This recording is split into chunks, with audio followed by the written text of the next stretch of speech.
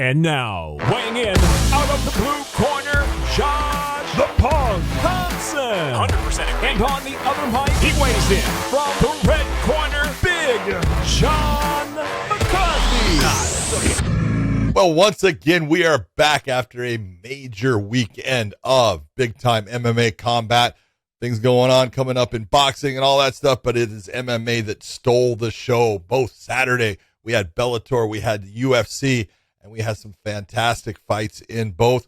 A lot of things to talk about. Got to talk about some of your homies and the things that they're saying. But let's get going with what's happening. How are you doing? You are in Texas. You are not in your studio. No, I'm in Texas. I'm actually at a friend's house using their Wi-Fi. So bear with us, ladies and gentlemen. It's a lot better than the hotel Wi-Fi that I was asking about. And they're like, yeah, we don't have very good Wi-Fi here. I was like, oh, great. Lovely. Perfect. So, but regardless, we are here. We made it. The full setup is here. John knows how fun it is to move all of your shit to film a show because John did it last week. So it's so we're here, we're doing the best we can to bring you guys our weekly episode on the weekends right after the fights as soon and as fast as we possibly can. So hopefully you guys enjoy this show. Hit that subscribe button in the YouTube channel as well as all of our audio platforms. Our two biggest audio platforms are iTunes and Spotify, so make sure you guys go there, hit the subscribe button there as well, and all of our other ones have SoundCloud, Google Play, Stitcher, all of them as well. So we want to thank you guys for listening to us, and hopefully we're gonna drop some knowledge on you guys for this weekend's fights.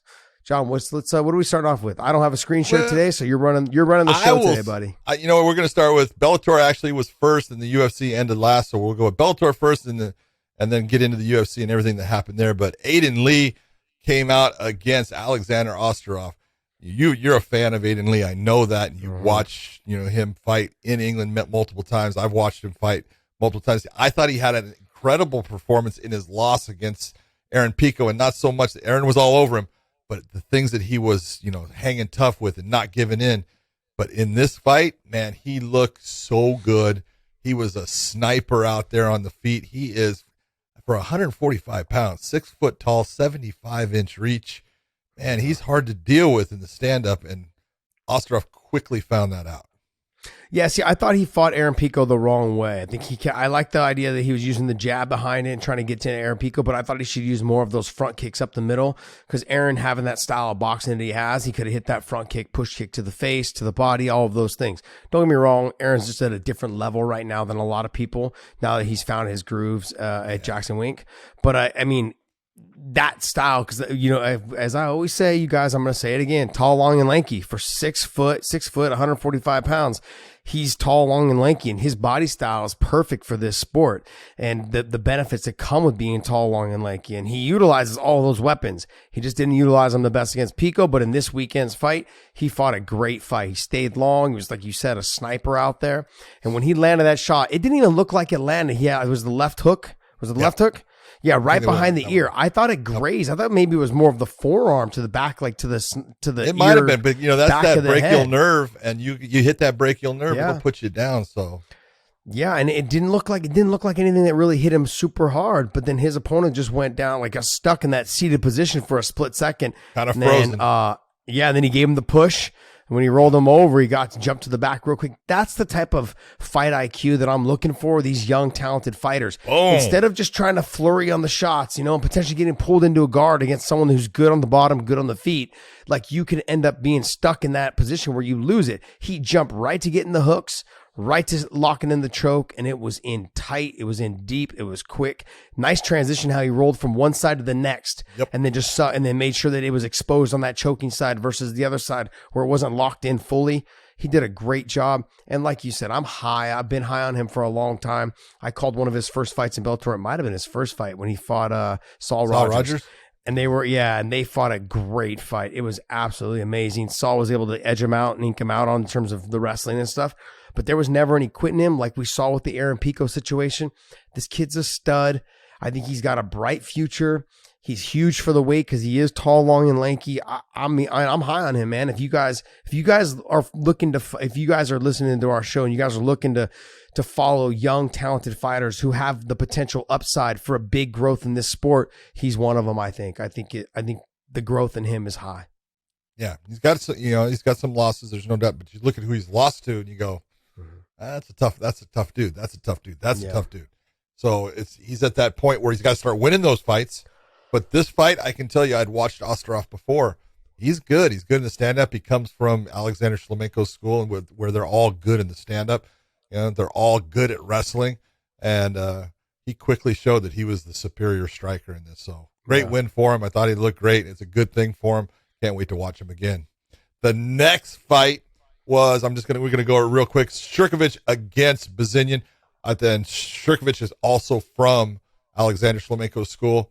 He looked very calm, relaxed. He walked in. He was happy. I love when I see a fighter who wants to be in the cage.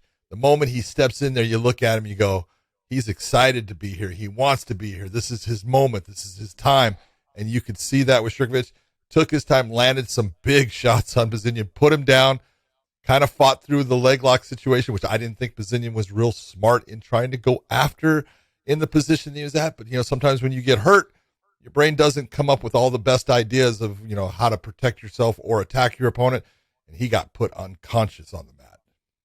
Yeah, but you look at fighters, John, that you were talking about, that you can tell when they love to be in there. I mean, like for myself, I looked at myself in several of my fights, and I was always smiling, having a good time, and that's what this is all about. At the end of the day, it's still a sport. And when you find fighters that have that type of mentality, that love to be in there, that carry that energy, Uriah Faber. Like, I think that's one of the biggest reasons why he became such a star, not just because he's a California boy and he came out to the California Love soundtrack. California that helped. Kid, come on.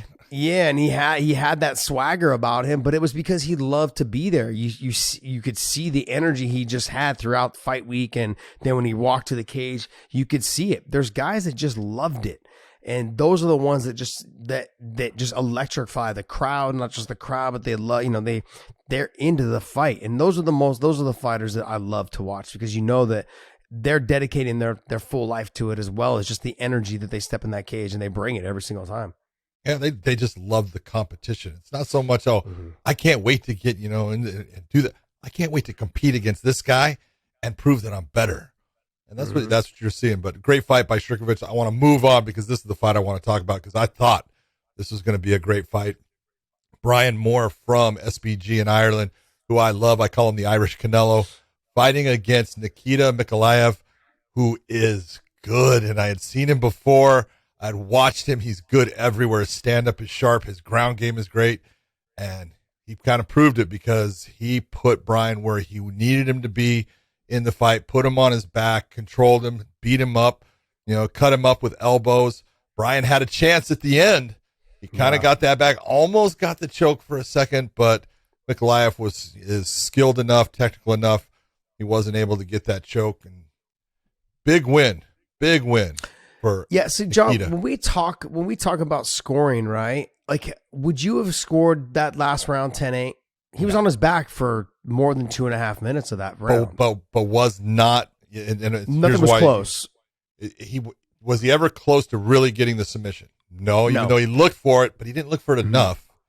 And what did he land for strikes? Nothing. So we're talking about he's in a position, and it's what does he do with the position, and he just wasn't able to do enough, and that's why, he had position, and that's ring or cage control, but that doesn't get scored along with, if you can say who, the striking and everything, but he's got to be dominant in either damaging him or dominant in what he's attacking him with, and there wasn't enough of the attacks.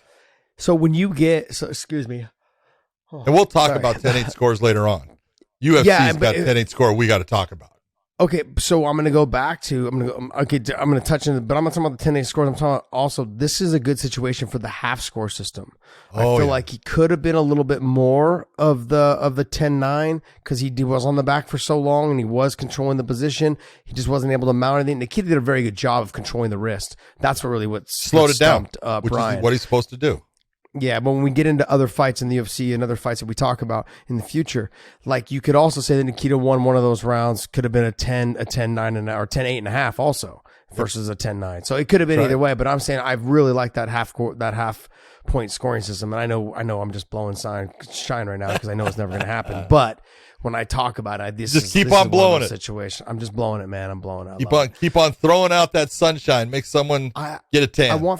I want fans to understand there's opportunity there. It's been talked about, like you said, forever. It's been talked about possibly having a half point system, which I think would make the fights a lot closer and a lot more interesting because it's fun. It makes it a lot more fun. But then I also know that people that work for the commission, they don't know how to do math, and it would be harder for them to figure out the scores. So we got to make sure that we keep it as simple as possible for them. But anyways, regardless, so look, overall, I agree with you. That fight was absolutely amazing. Brian Moore dropping to 135. Being there, and he's found his spot now. I think he's going to be good there. Nikita was just on a different level when it came to the wrestling. Brian Moore had some good takedown defenses in some situations, but when I've wrestled against the guys from Dagestan, they like that treetop, and they do it very well. You know, they snatch a single, they elevate, and they hike it, and they do the back leg trip, and that's something that's hard to stop unless you're extremely flexible. And a lot of people, the way they try to stop it is they try to turn their back, but then the Dagestan guys or the Russians, they'll follow up right behind.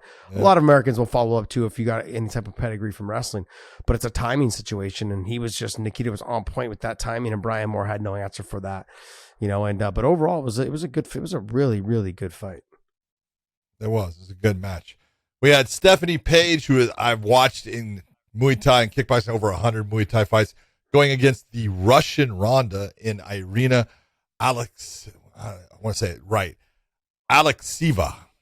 That's a tough one for me. I don't know why. But Russian Ronda, actually, she's good in the stand-up, but she was smart. She crushed the space all the time, put her up against the cage, dirty boxed her, finally got her down multiple times and stuff. Put on a good performance. I would have liked to have seen Stephanie keep that fight more to the center of the cage and move herself. Yeah. Don't allow her to crush that space. When she crushes it, take that step out and attack her and make her pay for it. She wasn't able to do that so much, and so I thought Irina deserved the win, and she got it. So Paige, right? She was the one that got pressed to the fence. Yep. I'm trying. Okay, so Paige, what I was looking at that fight, Paige was throwing the combinations, standing right in the center of the pocket, landing, and then staying there for her opponent to grab her. And then when she grabbed her, she drove her to the fence, was able to get a takedown or two here and there. She would smash her, lift the underhook high, pull the ankle out from underneath, and she was able to stay on top for the majority of the fight.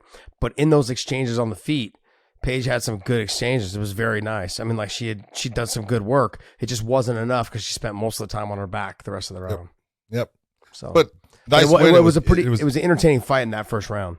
Yeah, it was. It was, and well matched overall. Just Irina had more, just more game as far as the grappling, and that's what got her the win. Then we had I got a lot of game too, John. I got a lot of game. Go ahead. Sadura against Mazdiuk. Darina Mazdiuk is the lady who fought a 529-pound blogger or whatever you want to say, social media expert on fighting, troll, there you go, that he decided he would fight.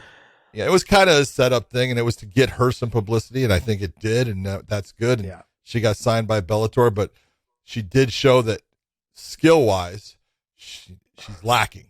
She's tough. Oh, yeah. She's absolutely a tough fighter. She will stand in there. She will throw. She'll take shots, but she doesn't have the, I want to say, polished skill set that she needs. She wings her shots from the side. Nothing comes down the middle. She's got her chin up high at times. And Katarina Sadura just took advantage of that. She had the length. She was more technically proficient and just systematically beat her down with shot after shot to the point where her body just started to stop. Yeah. I felt the first 2 minutes, Sadia, what's her name? Sadia? Which one? Sadura? The one, the tall, long, and lanky one. Sadura. She was getting caught quite a bit in that first 30 seconds to a minute. And then as her opponent slowed down, she just had a hard time. Sorry, guys, I'm having a hard time with the names because I don't have my screen up in front of me to look at them. But and I have a hard time reading anyway, so it wouldn't probably help. But we get into it. Sadura she had great combinations, especially as the fight went on. And that's when the technique from the toughness starts to separate itself. And that's exactly what we saw.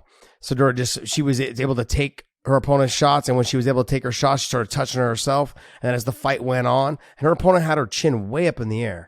I mean, it was like she was posturing almost, chin up in the air, throwing shots. They were clean. Like she landed clean. It was nice. Landed hard. It just wasn't. It was hard, and it was great to see. but it just wasn't enough. And those leg kicks started having an effect, especially as the fight went on. The leg kicks, along with the straight punches, the combinations, Fedor really started touching her. And then we realized, like, once she get her out at the end of the second. Yeah, no, middle of the second. Yeah, no, in the middle of the second, yeah. So she was able to get her out of it. But it was overall, it was fun to watch because Fedor's tough, man. She was laying it on her opponent. Her opponent was just as tough, just taking it. Fighting a guy who's 500 pounds. You got to just give her credit for fighting the guy. I don't care if the guy is, if the guy has no damn skill. And she's only what, 120, 125? 125, 130? Yeah, I mean, and you're like, it doesn't make it, like, John, you and I have like done a little exchanges in the cage, and you just fell forward and almost crushed me dead. Come on, and man. Like there was like, I can't imagine like how she felt. But be honest about it. It's the pressure that all of a sudden you're having to feel something. Now there's just that added weight. When you talk about, 80 pounds, it's a huge amount. And that's, that's probably the difference between us is 80 pounds. And then you look at that, there's a difference of basically close to 400, 375 and that pressure, and to not panic from that pressure, because weight has an effect, man. There's no doubt about it. Even if it's, a lot of fat on there, it's still weight that you have to contend with and move. And that's what you felt. And that's why you know now, don't screw with the old guy. I felt the fat. That's what I felt. The fit. I felt the fat. What's next? I love it. So then we had Kirill Sadilnikov takes on Rab Truesdale. Let's just be honest about it. Kirill is way too skilled for Rab. I thought that going into the fight. He still has fast hands. A lot of people are going to look at Kirill and go, oh, he's kind of chubby. That's why he was called Baby Fedor. Dude, the guy can fight. He's got a great ground game. Fedor. Fedor's chubby too. So Tyson Fury, buddy. Exactly. Dude, see, I'm love the dad body is back. It is in. All that ab shit, then. Screw that, man. We're talking about get a keg and enjoy. Just shredded over here. Just 45-year-old shredded animal, Josh Thompson versus my God, the Teletubby over there. I love it's crazy, though. It's crazy to think that these guys, some of the best athletes in the fight game right now are these guys. And don't get me wrong, we've had these guys in the past. First off, you've had Fedor, of Igor Vachenshin. Someone brought that up to me because I sent a text. He's a stud. No, he was chubby. Because I sent a text to DC. I said, hey, why don't you put some respect on Fedor's name, man? I said, he was the one that laid the groundwork for the dad bod for you. Oh, yeah. I'm like, he's the guy that said that dad bods could be great fighters. You need to be happy with the fact that he laid the ground for you. Dude, it was for you and for Tyson Fury. Kung Fu Panda wouldn't have been nothing compared to Fedor didn't fucking lay the groundwork. I said he was you before you were you, buddy. That's really what it was. He was this is the thing. And look, I have all the respect in the world for DC. He is phenomenal. But DC needs to just go back, a couple of years when he was fighting in Strikeforce, and he sucked, according to all the casual UFC fans, because he wasn't fighting in the UFC. Look, DC's making a huge mistake saying that Fedor would have been average. Okay, people said that DC was going to be average too. He wasn't average. No. And Fedor wouldn't have been average. And he was right when he said Fedor would have come in and he would have wrecked Brock Lesnar. He would have wrecked him. Okay, it wouldn't even have been close. Same thing that you saw from Kane, you would have seen from Fedor, just worse because he's got stand-up power that even Kane does not have. Yeah, so, Kane didn't have power. No. And there wasn't any heavyweights that he could not have beat. Now, could he have beat Kane? He could have beat him. Do I think that was a good matchup for him? No, I like Kane in that matchup at that time. But if you go back and you're looking and you're saying, look at all of the fighters that Fedor beat that were champions in the UFC. If you look at it, you got to take some of them multiple times because he fought like Mark Coleman twice. He fought Antonio Nogueira basically 3 times, but it was 2 because one got called for no contest on a clash of heads that was a cut. Mm-hmm. He lost to 1. That was Fabricio Verdum, and that was the guy that ended his streak. So if you say out of 10 fights against UFC champions, heavyweight champions, he was 8-1-1. Yeah. Yeah, that's a guy that's going to do average. Stop. Yeah. Okay? You're just sounding like you're being a homer for the UFC when there's no reason. Okay. Which is okay. But there's no reason for it because you were in that same position, and you got to give due where due is deserved. And DC was a phenomenal fighter, phenomenal athlete, had a great career. But how many times did DC fight? You know, what's his record? 20. Let's say maybe he fought 25 times, if that. Fedor's fought 46 times, 47. Yeah. Okay, fought twice as much as you, dude. And take a look at his record: 28 first round finishes. Stop with the average. That will never be average. Yeah, I agree with you. I agree with you on that stuff. I think really what's getting lost in this whole thing, though, John, I'm gonna be the guy that's gonna be the calm voice in the situation, okay? Because I can see that you've gone over the top already. I'll be the calm voice. It really just comes down to a lot of people look at Fedor, and it's what have you done for me lately? And that's really what it comes down to. That goes for every sport. They compare what he like, oh, who did he beat? Somebody actually put a tweet out, and I was like, what are you talking about? They said, well, if he would have came to the UFC when he was younger, then he would have had to challenge himself. I said, do you forget he fought Semi Schilt, who was 7'2"? He fought Ricardo Arona. These are all guys in their prime. Semi Schilt was fighting in K1 kickboxing, knocking dudes out. He was the Grand Prix champion how many times? Yeah, exactly. I'm like, he got tired of being the Grand Prix champion, decided to come over and fucking be the champion over it, or try to be the champion in Pride. And Fedor beat him. Mirko, when he was fucking knocking everybody out, crushing people, he's crushing guys. And so like, oh, when he would have came when he was if he wanted to challenge himself. And I want people to remember back then, the UFC didn't have a lot of top heavyweights. That's why Strikeforce had all the best heavyweights at the time. They actually rejuvenated the heavyweight division in the UFC. I think that, and when I had heard around and talked to people that worked for the UFC, that one of the biggest reasons why they bought Strikeforce is because they had a lot of the top heavyweights. They also kind of thought the deal with Fedor would have came with it, but it didn't because of the situation. But because they were trying to get Fedor in the Pride deal also when they bought Pride, and Fedor's contract said that it always, if it was sold, that he got an out.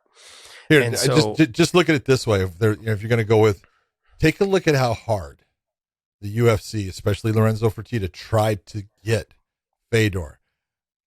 Offered him more money than any other fighter they had ever had at that point. Okay? You don't do that with someone that you expect to be average. Okay? Yeah. And at the time, they didn't have anyone that could really beat him. Like Frank Mir, as their champion at that time, was not going to beat him. He didn't have the wrestling to take him down. And we saw that even when he was at 42 years old, he was able to hip toss Frank. I know Frank wasn't the fighter he was when he was younger, but Frank never had the wrestling to get the takedown. Nobody in the UFC, and I'm just being honest, nobody in the UFC at that time in the heavyweight division had the skill set to beat him. Randy Couture was probably potentially the only one that could have got him to the ground. But when it came to the submissions and the punching power, Fedor had both of those. So when people talk to me, because I'm really good friends with DC and I'm really good friends with Kane, and I'm definitely not saying that they would have beat him. I'm saying that it would have been one of those fights. And when I look at Fedor in his past, and in the past, not now, don't look at the Fedor of now. Don't get me wrong, he had a great performance last night. Yeah. Don't look at that. Look at the fact is when he fought guys like Hungman Choi, who were 7-something feet, and he found a way to beat him. Mirko Krokov, who was knocking everyone out with head kicks. Ricardo Arona, who had wrestling, was one of the best jiu-jitsu practitioners in the ground at the time. They didn't stand a chance. He had systematically dismantled them in whatever that they thought they were good. Nogueira, he took Nogueira down, sat in his guard for the whole fight, and just obliterated him, made him look like the Elephant Man. At the end of those fights, he looked so bad. And then that Nogueira still went on to become UFC heavyweight champ. That's right. So when people like Fedor crushed him twice. And that's my point. My point is when you say he would have been average, that's a low blow. I get what DC's trying to do. I understand. But I don't think it's fair. And when you look at what Kane and DC did after the Fedor run and all of those things, it's not fair because Fedor had also been unmotivated probably towards the end. Remember at the time he was trying to find places to fight that weren't the UFC because because of what was going on. He didn't like the way that Dana did business. He didn't like Dana. He didn't like the way Dana. I think had Dana not got involved, I think him and Lorenzo would have had a fantastic relationship. Absolutely. I think it would have happened. Yep. But Dana just, the things that he had previously said just ruined all the deals that they potentially could have had. Yeah. And that happens, man. But that was Dana being, that's Dana being a promoter. And you can't, everyone takes, and I'm not saying this, against him at all. This is his job. I need to make you believe that what I have is the very best. It's the shiniest car out there. It's the best. It does everything. And that's his job. And so when he was saying Fedor sucked, that didn't help him later on when they were trying to sign Fedor, because Fedor didn't forget it. And he was like, "Oh, really?" And so it's just a matter of, it would have been nice to see him compete in the UFC. I would have loved it, but it never happened. And that was based upon, he's got values, and he's got a belief system that I don't need you. And he was right. No, he's had a great career and he hasn't needed them. Yeah. But like I said, when I look at the things, if I match up DC and Kane, and both of them are my friends, and you guys know how I like to be a homer, but in this situation, I can't say that they would have beat him. I've trained with both those guys. I've seen both those guys try, and I've seen the way that they fight. Stylistically, he was a disaster for them because neither one of them had submission defense. Neither one of them. Their idea of submission defense was wrestling. Neither one of them ever, very rarely trained jiu-jitsu. Very rarely. Like, sure, we grappled 3 rounds on Monday, Wednesday, Friday after sparring. We did a little bit of grappling on Thursdays. We did about 10 rounds of grappling. But, they didn't always grapple every round. They did. They were hard workers. There's no doubt about it. Yeah. They were actual animals. They would not have gotten where they got. They were some of the hardest workers in the damn gym. There's no, especially Kane. Kane was just a fucking animal. You know what I mean? Which is part of the reason that he was. Exactly. He got hurt so much. Yeah. He was an absolute stud. But when I look at the way and stylistically how they fight, Kane could have out-wrestled him, could have held him down, but Kane could have also put himself in a submission. And Fedor was really good at hitting those submissions. And then the speed of the hands. Fedor had the speed over Kane when it came to the hands. And when it came to the power, that went to Fedor also. Now, DC at heavyweight, the power, I would say, went to Fedor, and the speed would have been close, but I would have given it to Fedor also. The wrestling, hands down, would have went to DC, and the submission would have went to Fedor. It would have been a hard fight, but DC in those scenarios, in those situations, when this is what you need, this is what I'd say, everything. Even when you match them up, and I give you guys that breakdown of what I just said, one thing you can never take away from any of those guys is the fucking dog in them. Oh, the heart. That's the thing. And that's what would have made those fights. You can't tell me when you look at those fights with Kane and Junior Dos Santos, screw you guys, man. Those fights, that's the dog in that kid. That kid no one was going to beat him on that day when he walked to the cage. I didn't give a shit who you put in front of him. Not fucking one person was beating Kane against Junior Dos Santos on those 2 days. DC, same thing. When he came in and he started knocking dudes out, when he fought Stipe, nobody was beating him that day. He just had this mindset of, I'm going to fucking win. And we saw it with Max Holloway, similar situation when he fought Calvin Kattar. No one's beating that guy on that day. Are you kidding? He's talking to the commentators while he's fighting Kattar. Yeah, I can say these, like, there's days where the fighter comes in and they're just feeling it. And those days, those fighters have had it, right? Like Kane with Brock. Fedor's had those days also. When you look at you go back and watch his fights with Mirko. You go back and watch his fight with Mirko was one of the ones that impressed me the most. Because he fought in that pocket. He chased after him, never gave him the range to throw the head kick. Yep. And he got it off a couple times and grazed the head. But Fedor was not going to be refused that day. And there's, in the Guerra fights, Perrin was like, oh, you don't want to go to the ground with him. He didn't care. He didn't care at all. And on those days are the days that you look and say, that's why these guys are in that GOAT conversation. You know what I mean? That's why these guys are there. And so, I don't want to I'm not taking sides. I'm going to lean towards my boys, obviously, because they're my boys. And I got a lot of respect for Fedor. But man, I got so many memories of sitting in my friends when I couldn't afford pay-per-views and we're all sitting around huddled up watching Fedor fight. And I was thinking like, this is what life is. I'm like, this is real. This is so fucking cool. I'm watching this guy fight, and we're all huddled up with all of my buddies. All of us are dirt broke poor, in this little duplex watching Fedor fight, Shogun, Ninja, all these guys like, Vanderlei. And anyways, there's so much history. And that's what I get. When I said I was trying to be the calm and the voice that was calm in this whole situation is because in this situation, people forget how great he was because all they see is, what have you done for me lately? What they see is now. And that's sad because he's been so much better than that. Like, and what you saw last night was exactly what he was before, but he was like that every single fight. And it was just amazing. So, yep. Good stuff. Next fight. Awesome stuff. So let's talk about, we had the very first fight real quick. Anatoly Tokov fought against Davlamuradov. It was a good fight. The one thing that I saw out of it, though, is Anatoly hadn't fought in 2 years, based upon COVID and not having a visa and things like that. If there's one thing that I did see, he was slower and he was not, you want to talk ring rust. It was the speed of the fight. He had to catch up to it and get himself back into that fight game and under the lights, how fast things go. He did it, and he definitely deserved the win, but it took him a while to get going with it. Yeah, ring rust. I don't care what Dominic Cruz says. That shit's real. You just because what it is, it's the speed of the fight. Now Dom was able to come back and get some wins, obviously, but it takes time. It takes you a round or two to get back into the speed, and sometimes the fight's over by then. And so that's the shittiest part. There's nothing you can do in training ever to mimic fight game or fight time in the cage. The speed of the fight is something you just can't mimic in training because you got 16-ounce gloves, not 4-ounce gloves. You're wearing shin guards. There's no shin guards. Like things come from all angles, elbows and knees. Like, there's things you're wearing knee pads majority of the time. Elbows and knees are not always coming towards your head, or they're not coming towards your head in training for sure. You know what I mean? So those are the things that you just can't mimic, the fight situation and the speed of it all. So I can understand it. Hopefully he gets another fight, another win real quick because I really want to see the fight between him and Gegard. Yeah, well, if Gegard can get past Austin Vanderford, that would be an incredible fight to see. But I agree with you. He needs another fight. He needs to get that feel, get back into that groove and everything because he's good everywhere. But he just looked like he was a step behind and sometimes, and he was getting it back.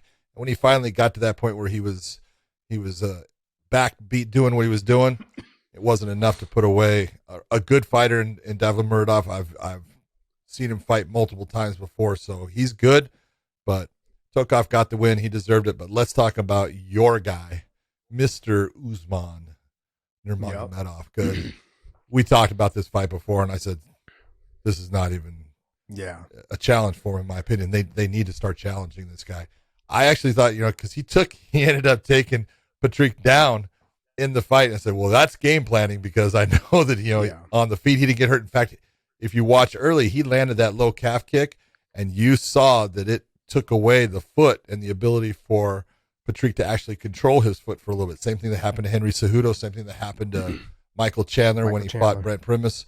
So then right away, Usman was like, oh, I want to make this last a little bit. I want to get some time in here. He takes him down. Yeah. But beautiful job of getting the rear naked choke. Put a lot of pressure on that first one when he was on the jaw.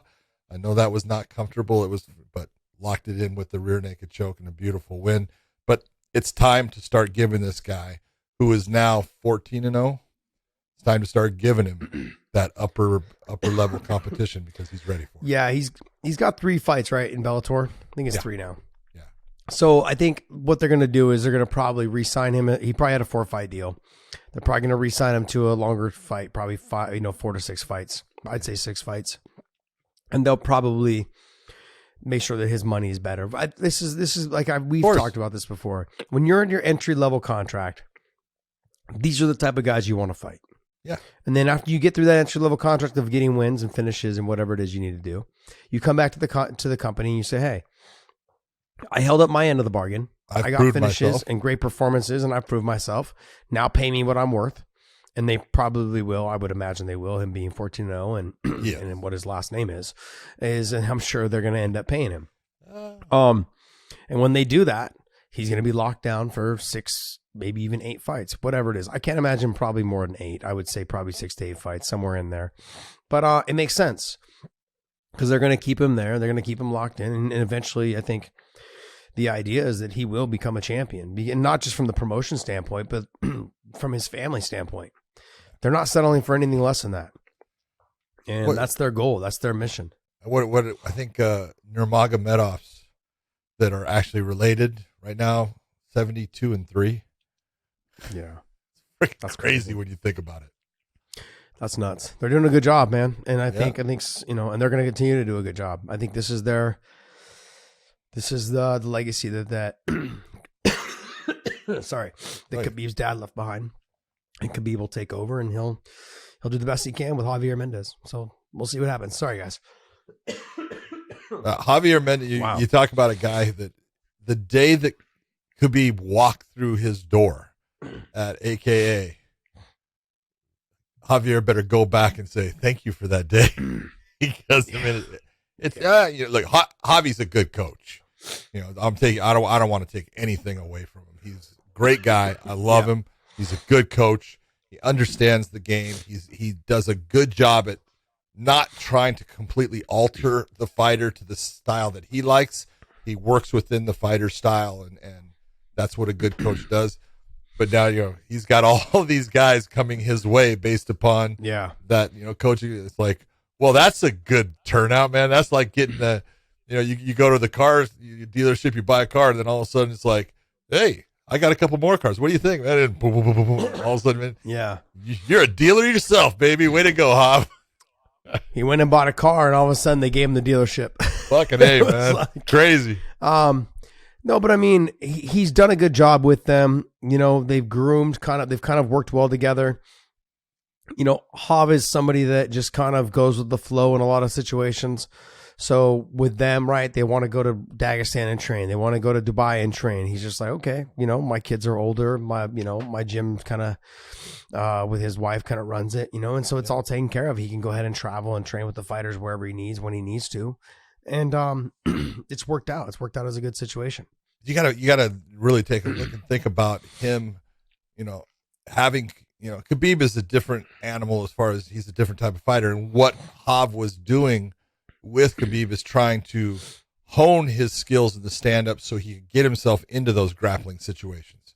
The guys that he's working with now, especially Umar and Usman, he's not doing that. He's trying to make them just, that next level in the stand-up, because they both like to stand up and fight that way.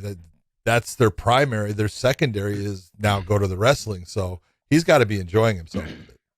Yeah, what it is with Khabib, he did, like you said, he groomed him enough to where he was comfortable on the feet, because so many people feared his takedowns. Sure. And so when I want people to look back, you look back at the time when he dropped Conor. The reason why he was able to drop Conor is that Conor was expecting the takedown. He was expecting the shoot. He didn't realize the big overhand right was going to come. And those are the situations that was enough to get him thinking about. He had wrestled enough to make Conor think about the takedown to the point where the shot was open, because your opponent's hands are down trying to defend the takedown. With Usman and Umar, they have a Taekwondo style of stand-up. They had already had that for years. They came to the gym with it. But what he's trying to get them to do is, from what I can gather and see, is that he's trying to get them to utilize their wrestling against the right people. So in Usman's fight last night, it was a perfect opportunity for say, hey, we can stand with him and knock him out probably. But why take that chance when we know he has nothing on the ground? And he's no different than his other cousins and brothers that are really good on the ground. He just doesn't like to utilize it as much. Maybe he's not as refined on the ground as like Khabib or Islam or, those guys, but he's just as good. He's got the technique. He just needs to clean it all up a little bit, but they're still nasty good. Leaps and bounds above his opponent last night when he hit the ground. Next fight, we had the heavyweight fight, the return of 22-1 at the time, Vitaly Minakov, a guy who was a champion in Bellator, had to give up his title based upon he had contractual problems. Let's be honest, he had problems with the old ownership in Bjorn Rebney, and I don't blame him. I thought, The way they did him was dirty, and Scott Coker let him out of that contract, but then ended up re-signing him again. Yeah. And he hasn't been able to really fight based upon he can't get out of the country. He's had visa issues. Syed Soma comes. He's that Cain Velasquez style of heavyweight. He's the tweener. He's about 240 pounds. He's got great cardio. That's why he really reminds me of Cain. He doesn't have Cain's wrestling, obviously, not at all.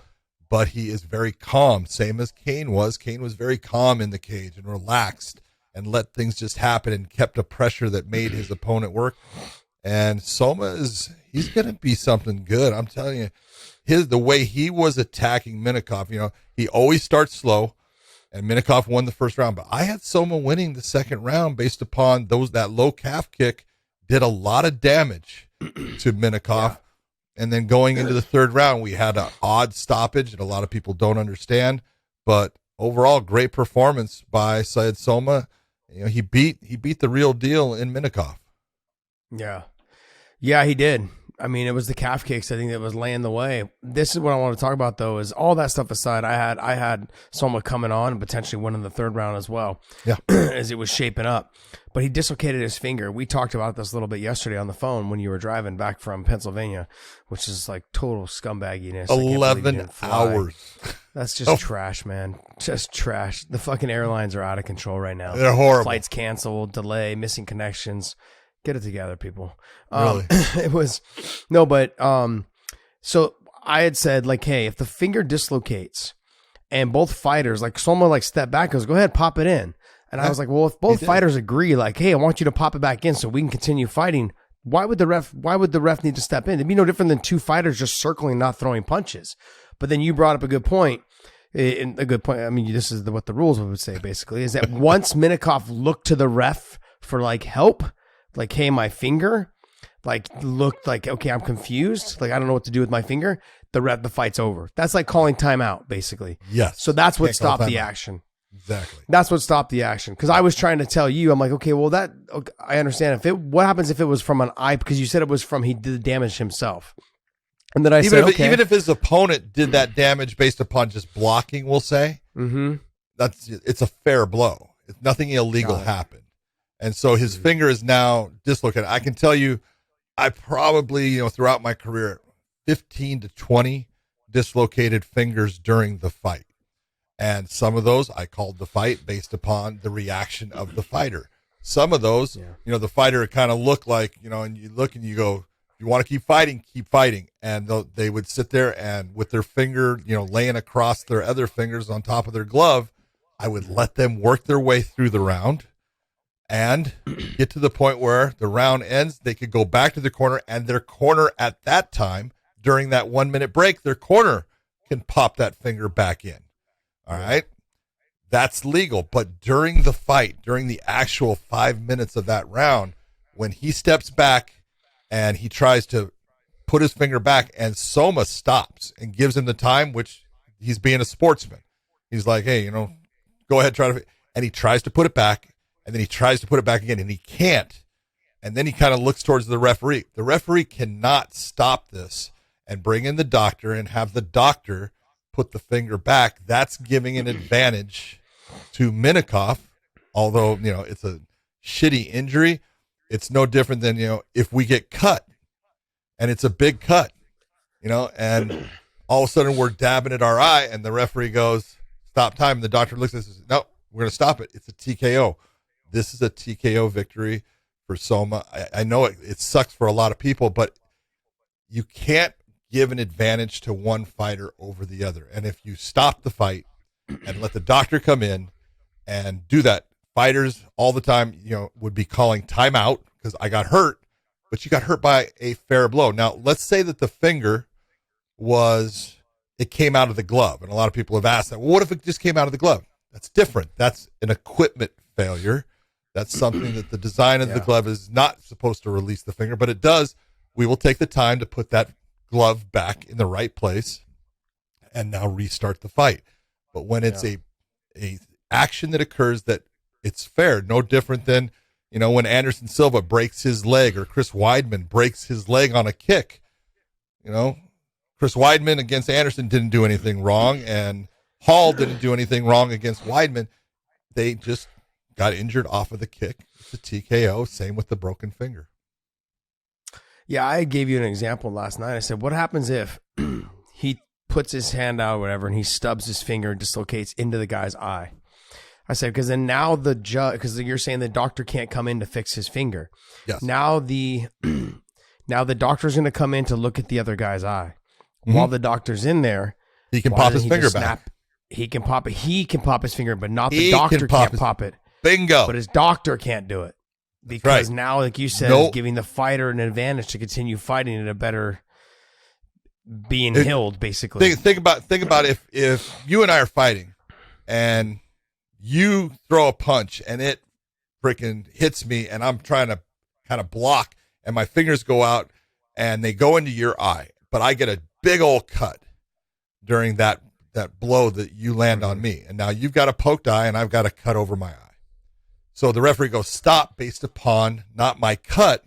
He's stopping it based upon the foul, which was your eye poke, right? Yeah. He's going to give you time to try to get yourself back and get your vision right.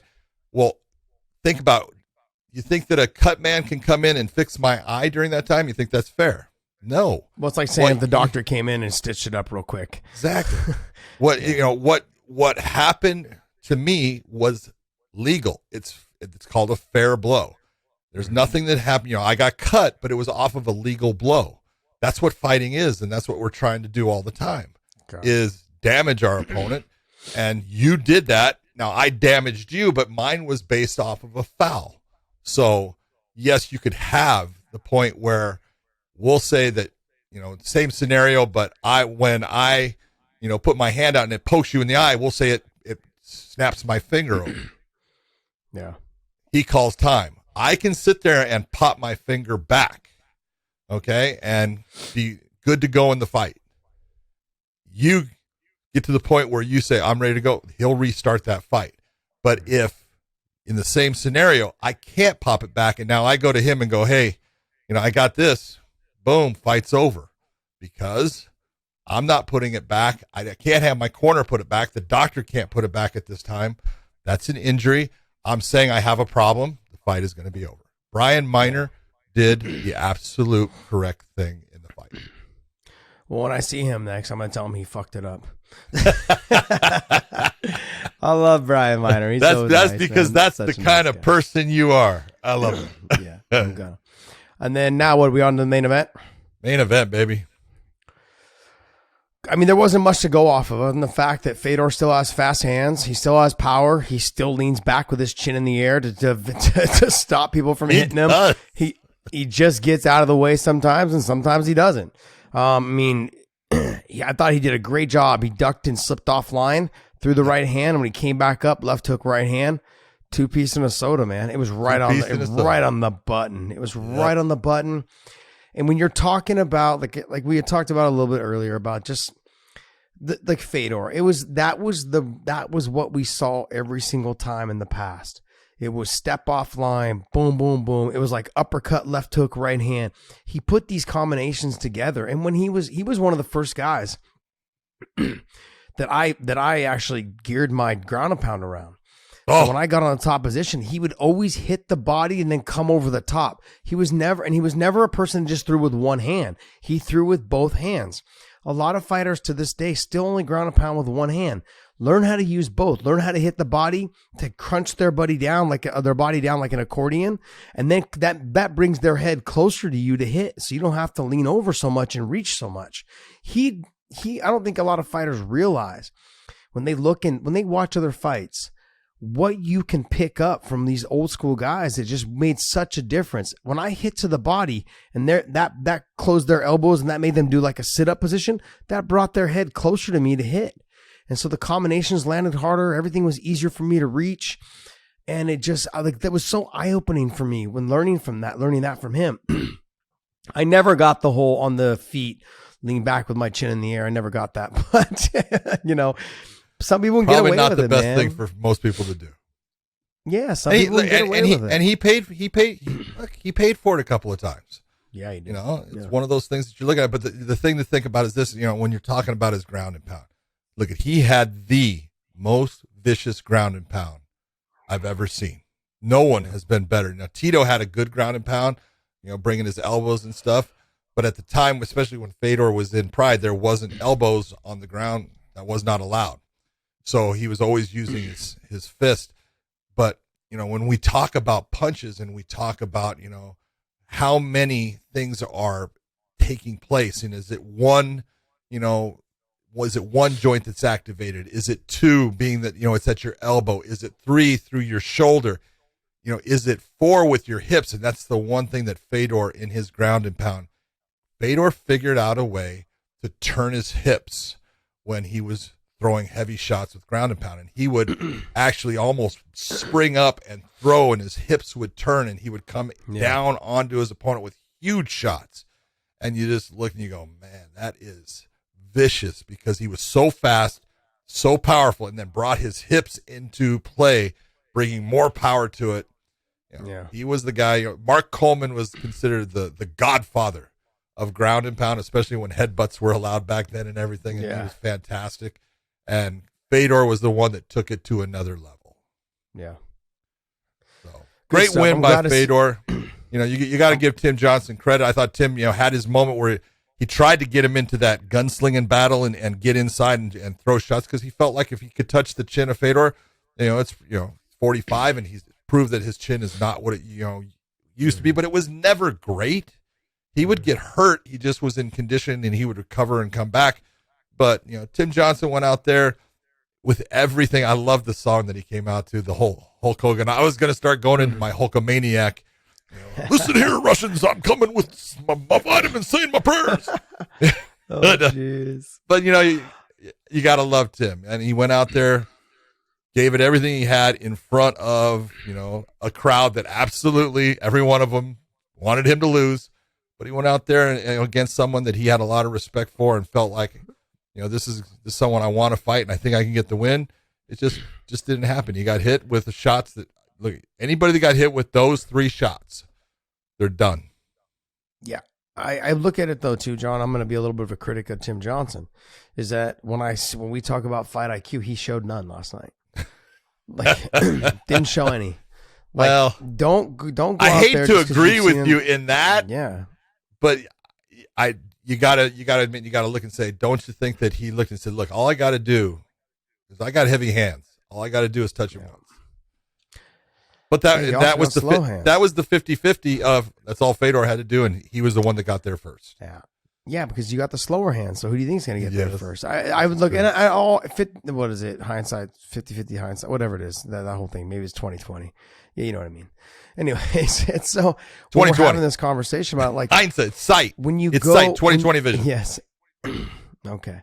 So when you take his size at 275 pounds or 265 pounds, whatever he weighed in at, okay, and by the time he probably fought, he probably weighed about 270, 275.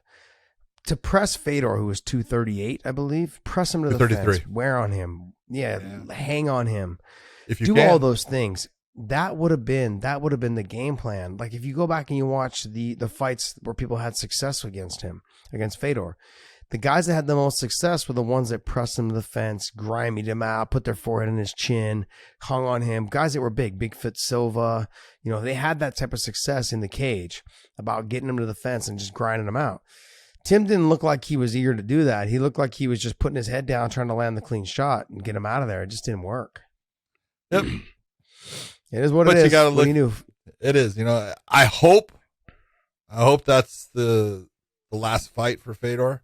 I hope he looks. I've had a great career. I'd like to see him go out with that win. That's a nice win to go out with. He's got a great team. Yeah, I mean, can't ask for anything more. But somehow, some way, I think we're going to see him again. No. Just let him right off into the sunset, man. Get on that horse, and I'll see you later, buddy. Yeah. All right, Dave, what's next? All right, well, we're going to hop into last night's UFC, which was Vettori versus Costa.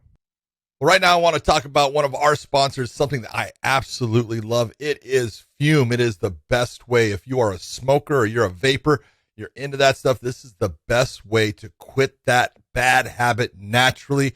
It replaces all of that hand-to-mouth habit that you'll get used to, that you just seem like you got to have. It'll curb your nicotine cravings. It have incredible flavors.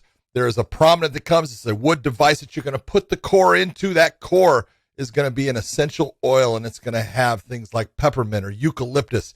They are tasty. There's lavender, cinnamon. The best part about this is you can do it anywhere, and it doesn't affect anybody else. You can use the fume. You can take a good inhale of it, feel the flavors, get that sense of that hand-to-mouth, and just blow it out. It doesn't affect anybody around you. It's safe for your kids. It's safe for your pets. It's safe for you. And that's one of the most important parts of it. I want you to go and use the code weighing in. We have 10% off if you use that order today. And there is all kinds of different things that you can, there's different packs. There's the Conquer pack. There's the black pepper. There is bubbly lime. There's all these ones that taste really good. I love the peppermint. It enhances the way you'll feel. It gets into your sinuses, and it just makes you feel open and ready to go. Josh, I know you like fume. Talk to me about it, brother. Well, smoking and vaping is like peeing in a pool. It ends up getting everywhere, and that's the problem. There's no such thing as a peeing section in a pool. So what we talk about when there's no vape, there's no smoke, there's none of those things that you can have inside your car with your children. This is one of those things that the essential oils, you just take them in. When you blow out, your kids are not subject to the smoke and the vape smells of those things. Also, I've had family members that have done this and used fume, and they love fume. And what they talk about is that how it actually helped them from recovering from COVID, not in terms of COVID, in terms of feeling better, but in terms of their smell and their taste were gone for months. They started using fume within weeks, not even weeks, within a week. Basically, they started getting their taste and their smell back. And so that was one thing that we noticed from them. So make sure you guys are hitting up Breathe Fume, F-U-M. There's no E at the end. That's and right. Make sure you guys are using our promo code and check them out. You guys, I think you will love it for sure. Yeah, go to www.breathefume. And like Josh said, no E at the end. It's breathefume, FUM.com/weighing in and use the code weighing in for your 10% off on your order today. Us. All right.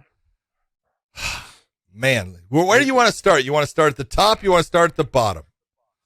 Talk to me. Let's start. We got to start. Let's start at the bottom. Okay, go for it. Was there anything in there that you looked at that you go, wow, that was one that I thought was super? Because I thought there was a couple of fights, and there was a couple that were not good, just like, in every show just about. But there was a couple that were phenomenal. There's a couple things that happened in this show that I really liked. Not that I like what I liked the way it was handled. I liked, how the fighters dealt with it, what they did. Tell me which fight you're talking about. Well, the first fight I want to talk about is I like Mason Jones. This kid's tough, but he takes too much damage.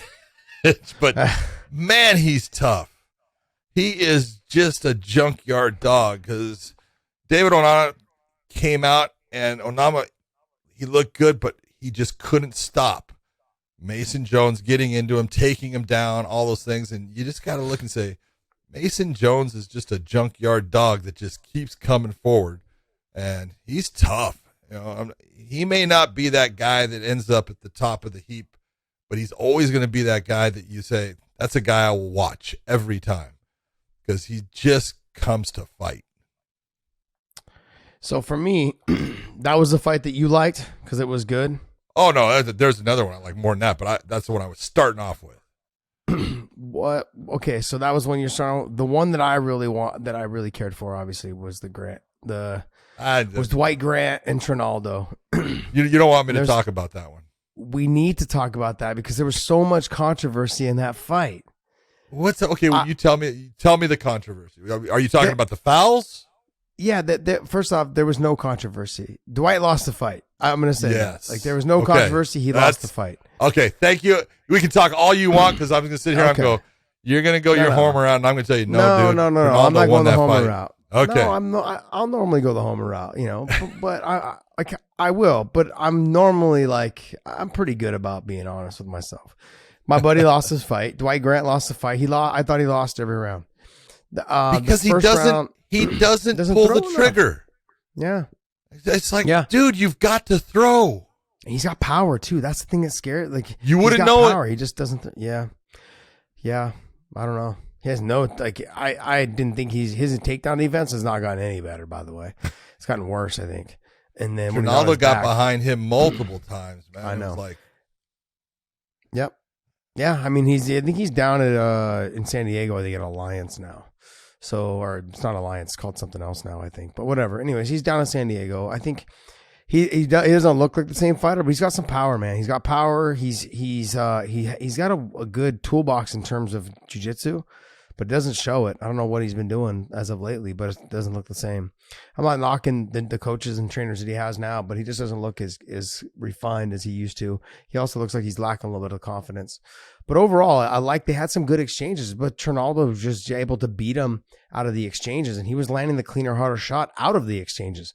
So if the last thing the ref sees is you getting hit, okay, cool. Then you're the one that lost that exchange. I don't care if you landed two. I think if you're going to look and you're going to be, and you're telling me that, Dwight's got power, you wouldn't know it by what he was throwing, okay? Yeah. But if you're not going to give me power, give me volume. But and Trinaldo wasn't throwing a ton, but when he was throwing, they were hard. He was throwing with power. He was trying to put some heat on it. And when they were landing, it's like, oh, that stung him a little bit. And Dwight's got to respond with, okay, I got to start touching you up then. And it just, at a certain point, he almost stopped all of his offense, and is just moving around and giving feints. And it's like, dude, you have got to throw. And he just didn't do it. We know there was an exchange in there where he got a takedown, and his ground and pound is nasty. Where Dwight Grant's ground and pound is good. It's good. He can do it from far. He's got long arms. He can ground and pound from standing position.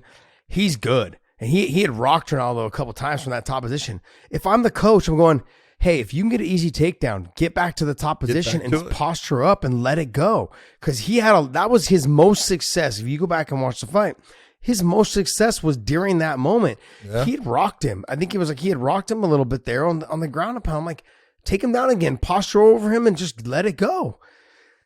There was no fight IQ. There was no like, hey, there was nothing from the coaches like, let's get a takedown, let's mix this up because the feet's not working right now. Let's make it different. And just they didn't make the change. So, one of the things that I think with Trinaldo too, coming from 155 to 170, it's always in the back. Am I going to do well here? I think the 170 move has been great for him. First off, he's not killing himself in the weight cut, and the other part is he's got gas, and he's strong. The guy's strong. He's got power in his hands. So I think it's been a great thing for him. The one fight I want to talk about, Gregory Rodriguez against Park. Man, that was a back and forth. Park had his moments where he was putting it on Gregory, and Gregory comes back and finishes him. I like that guy, man. He's tough. Every time I watch him now, man, he puts on a great show. So he's a guy that I'll enjoy watching all the time. I thought both of them really, they put it out there. It was fun to watch. There was a lot of excitement. Good fight. So let me ask you this. With Choi and Caceres. You're going all the way up there. Yes, I am. What do you do with Caceres now? Like he's 5 or something. He's 5-6-0. What do you do with him now? He doesn't beat the top guys, but he's beating these guys. He's also got a lot of confidence right now. You can see, but he was getting pieced up though. He was power-wise, he was getting hurt. Fight. Well, and here's, we were just talking about Grant and Trinaldo. Here's the difference in that fight with, Choi. They were both throwing and both landing. But it was obvious, as you're looking at it, that Choi had the power. He was landing the heavier shots, and they were, at times, put Caceres down, snapping his head back at times. But Caceres kept in, and the volume, he was putting his out there, but Choi was winning. You had the illegal knee, and I thought Jason Herzog did a great job. He handled that perfectly, and you got to love Caceres because that feeling when Caceres got hit with it. He almost, kind of spun, and then he got up and kind of had that. He starts circling like, "Hey, motherfucker!" It's like one of those. You can't do that, And he wanted to fight right away, and I like that. I like the fact that Jason slowed it down, gave him time to recover from it, and that he took the point. He even could have taken two. because if you're looking at it, this is the same situation as Peter Yan against Aljamain Sterling, in that did Choi intentionally throw that knee? Yes, he did. For whatever reason, he thought he was timing it and that Caceres was going to be in the up position. You made a mistake in that, but the knee was thrown intentionally. So if you have that and you go, you intentionally threw that, that's a 2-point, because it hit him, and it hit him well. I'm not saying that it hurt him badly, but it definitely hit him and hit him flush, and it was intentionally thrown. So he could have taken 2 points, because under the rules, if you have what you say that was intentionally done and it had an impact, it had damage it anyway, it's automatic. You must take 2 points. So Jason took the one. It was great job by what he did. But I love the attitude of Alex Caceres, and I will watch Alex Caceres fight anytime because he's fun. He's got a great attitude. He's got respect for his opponent. He's got great skills. He moves really well, and he's fluid in the way that he attacks, and he doesn't have a ton of power, but he brings his kicks up really fast. He hit Choi with some good shots, and Choi shows he's got a chin. He's got a chin, but that's 5 fights in a row for Caceres. So you got to start to put him. You got to start to put him in that upper echelon of, hey, I got to give you somebody. I got to give you somebody good, and let's see what you do. Is this the time that you're going to start to make, that move? Because every fighter's got that maybe 2-year period where they just start to feel it, and that confidence is building. And right now, Alex Caceres' confidence is at an all-time high. His last loss was against, Crone, who I don't give a shit. If Crone gets your back, you're in trouble. Yeah. Let's just be honest. I don't care how good you think you are at jiu-jitsu. Unless you are one of the top guys in the world, you're going to have a hard time stopping everything he does. So, John, he could have just taken the win. Huh? Caceres could have just taken the win. That was in round 2. He got kneed illegally. He could have just taken the win. See, no, he could not, because that's not what he knew. I love what he did. Stop that, Josh Thompson. Josh Thompson, stop that. No, you're right, John. He went out there and earned his win the right way. That's Good right. stuff. He did. I like that. God bless him. I like that stuff. No, good stuff, man. I mean, I'm glad he took the amount of time he needed to rest up. He took the time and he got ready and he came back, and things like that happen for a reason. I mean, I feel like, hey, he went out there, he fought. Sometimes you come out on top, sometimes you don't. But he fought a good fight. I felt like you said, with the power, he was getting pieced. But Choi's stand-up was a little bit cleaner and crisper. Whereas Caceres he was faster and getting there with the first punch. But then things weren't power, things weren't as straight. They were a little bit more loopy. But his fucking ground game was quick. As soon as he was able to dip out to the back, he jumped to those hooks and it was in. It was in quick. Oh yeah. And I was like, fast. Oh shit, here we go. We go. My man, right here. Yeah. Boom. So good stuff. It was a good exchange by him. Well, we had talked, I think the last time we talked about this show, I said, this is the fight I want to see. And they proved why. That it was entertaining throughout. They both were getting their moments. I think Choi was absolutely, obviously the point deduction made the first round a 9-9, because Choi won the round. But you know what? It was entertaining, and they were both getting their times. I enjoyed the whole thing, I think, and great win by Caceres. And I do think you need to put him up. Dave, what's the top 10 in the 145s right now for the UFC? It's a great division, but Troy was in that mix, I think, at number 9 or something like that, wasn't he? Was he 9? I think 9 or 10. I think he was somewhere in that mix. I didn't think Troy was in there. He's not. No, he's not. No? 9 is Ige, and 10 is Barbosa. Ah, gotcha. Okay. That makes sense. Giga's at 8. But, I mean, you got to take a look and say, at this time, you got to put, Shane Burgos is 14. Not sure that's a great fight for Caceres based upon, again, power. He can move around and stuff. Yusuf is in there at 12. The size of Burgos is fucking nasty. Oh, I know, dude. He's huge for that fucking weight class. But I don't know. Topuria is in there at number 15. You got to start. got to put him in against one of them.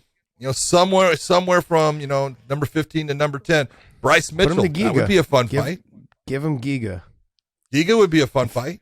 Because if he takes Giga down, he finishes Giga. He could. I've seen some. could. I mean, not he could. He could. I'm sorry. It doesn't mean he's would. have a hard time getting him down. Giga's going to fight hard for that position. On the feet, obviously Giga's going to walk through hands and feet, but the speed and the length might give him a little bit of a factor. Elusiveness for a little bit, but he's going to have to focus a lot on getting the fight to the ground. If he can't get to the ground, he's in a lot of trouble. Yeah, So, and the other thing is, let's be honest. Alex, never cut your hair. Ever. Don't ever go back to short hair. You keep that hair the way it is. It's awesome. Yeah, that's so funny. It's crazy. Get stuck in guillotines. No, you can't pop out. All right, what other fight? Well, Jesse Rose Clark had a very dominant fight, very smart fight against, Jocelyn Edwards, but a lot of people aren't going to give her credit for, she didn't finish. It's like, you can't always finish. Oh, gosh. Well, wasn't she off for 2 years? She didn't fought in 2 years. Well, you're a little over a year. It wasn't 2 years. I know. I know Michael Bisping was saying that in the commentary and stuff. But I think it was a little over a year, but still, long time. I thought she came back. She performed really well against a tough person, and hey, that's onward to the next one. She's proved she's got skills, and her ground game she's tough on the ground game. Got it. So that was a good win for her. Let's talk about the fight. Grant Dawson against Ricky Glenn. That was a great performance for 2 rounds by Grant Dawson. He was like freaking white on rice, over Ricky Glenn. And Ricky Glenn is good in the ground. Man, he just doing everything. Great performance in those first 2 rounds, but it's the third round we got to talk about. Yeah, because, well, not the third round. You got to talk about the last second or two. Well, not only that. Yeah. Okay. That round, how much offense did Grant Dawson have in the third round? Nah, not much. Not much. Couple. Zero. What, Not, 35, shots, 40 seconds, 35, 40 seconds of the beginning of the round. After that, nothing. Yeah. He got dominated. Okay, dominated in positioning, dominated by the shots, and some of the shots he took were heavy. They were big. All the things that were happening here. And then the last bit, we have a Darce choke that is put on him. And I don't give a shit. I love when people say, "You had his thumb up." Do you know how many people I've had put their thumb up and go unconscious? It's like, are you kidding me? And it's not, and this is the thing, you listen to people and they drive me crazy, Josh, because, it's a Darce choke, and if he doesn't go out, then it didn't work. Are you freaking nuts? The round ended, okay? Yeah. And let me put you in a Darce choke because I've had 3 neck operations based upon a Darce choke. Okay, a Darce choke will crank the fuck out of your neck at times. Does it not? Yeah, it does. It does. And so, you look and you go, that was that's a picture perfect 10-8 round. And we have a judge go 10-9. And that judge happens to be the same judge that we have had doing Bellator fights from a certain place that we were at the whole time, always coming up with wacko score. So I want to credit the state of Nevada and the Nevada State Athletic Commission for actually bringing him in and allowing him to try to ruin UFC fights like he tries to ruin Bellator fights. Oh, jeez. Just be honest. I didn't know it was that same ref because I couldn't hear it. I was just watching it. Not a ref. It's a judge. Quit calling him a ref. Sorry, judge. Whatever. They're all the same. They're all cut from the same cloth. They're all idiots, right? They're all just, that's why it's me, man. The worst cloth ever. I didn't know that because I couldn't hear. I just knew what the scores were. I didn't even know what the scores were because I didn't hear it. I just saw the finish of the fight.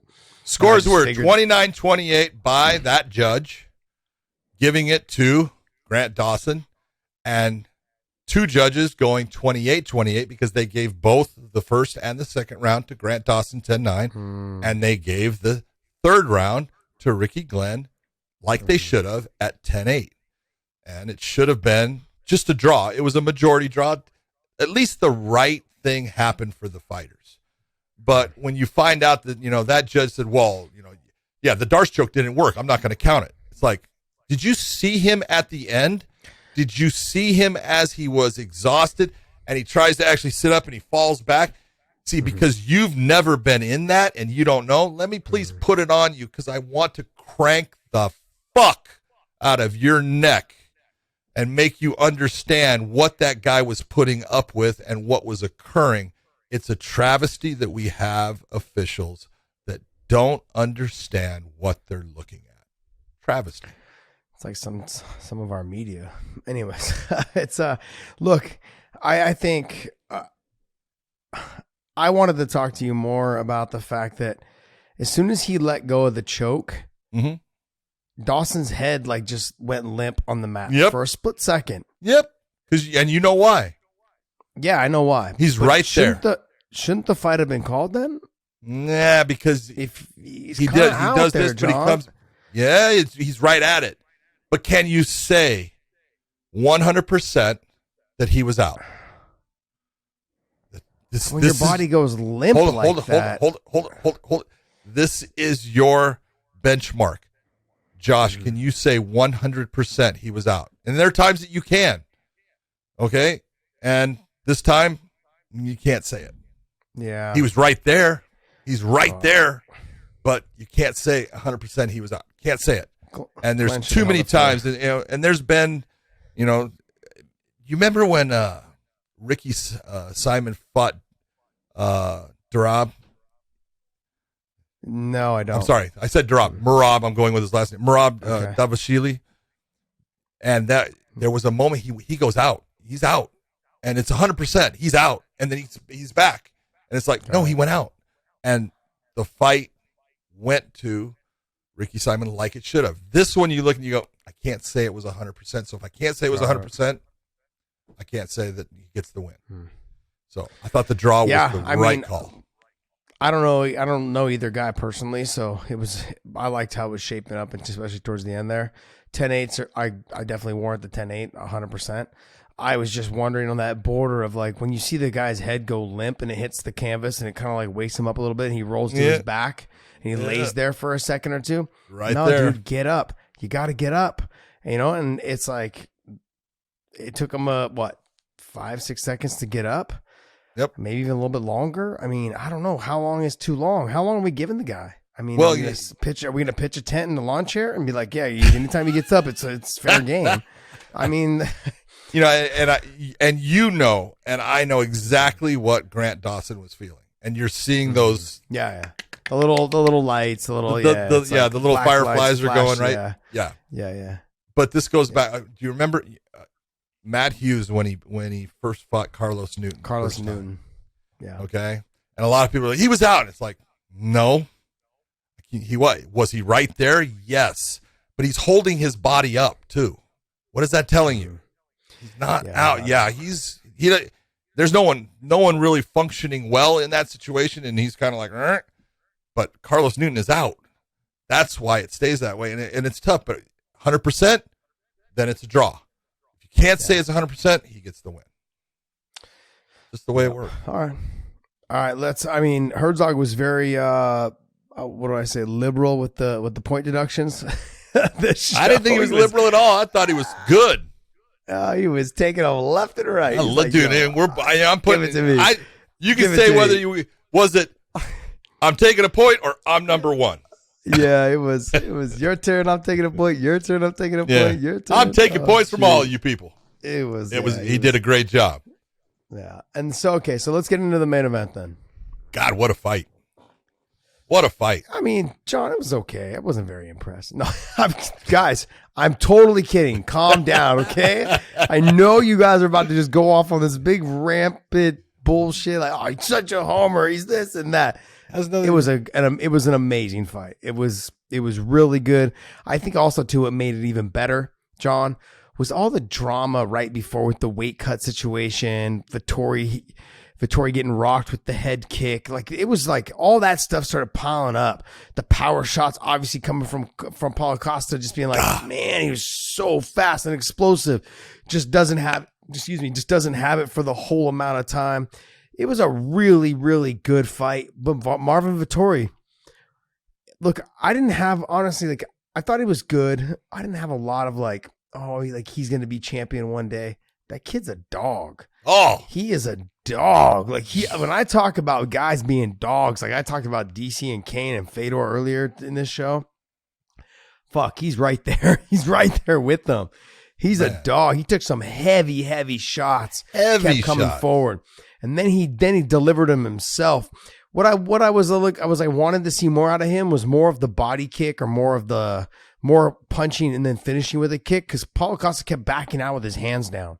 So I wanted to see him more with the finishing with the kick to the body, because Paulo Costa also reaches out with his hands a little bit. Also shells up a lot. Which opens up the body right above the hip. It opens up the body there as well. So those are the two things that you can do when you have someone that fights like that. But man, Vettori, I mean, honestly, after all the week and not making weight, saying 195, then 205, and then, all that stuff, I'm like, yeah, karma's a bitch. Like, I get so frustrated with fighters that just don't, like, you don't make weight, you don't take this serious. And that's a blatant disrespect, John, for athletes, I hate man. social media. I hate social media.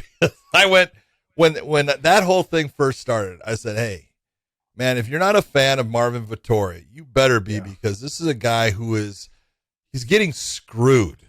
Okay? Oh, yeah. He's getting screwed by his opponent, because his opponent's playing games that he's not allowed to play. Someone's supposed to stop it.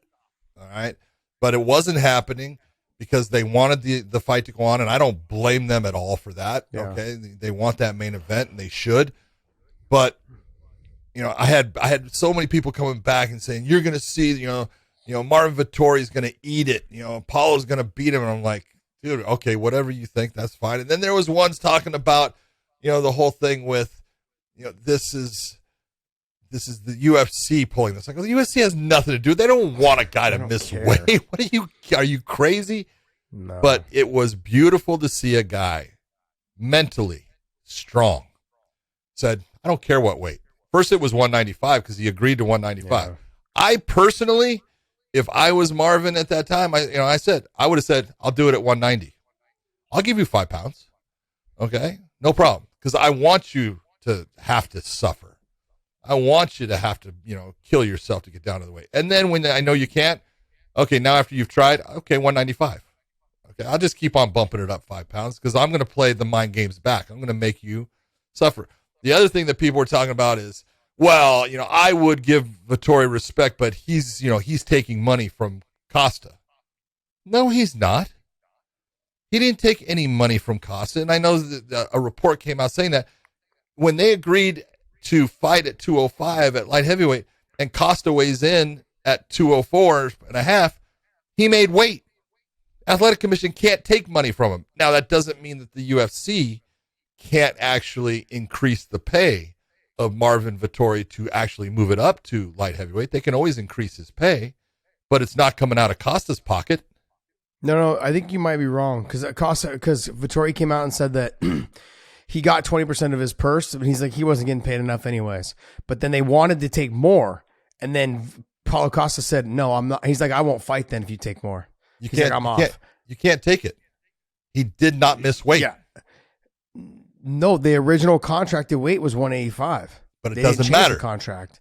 Yes, they do. Trust me. No, they changed it to 195, and then they didn't make. Then he wasn't going to make it. They left it at 195, so he had lost 20% of his purse. That's what Vettori said in the interview after, right before, or sorry, no, it was afterwards. It was afterwards. He said that in the interview. So okay. There's somewhere. I don't know. I'm just somewhere telling you. That's wrong. Interview.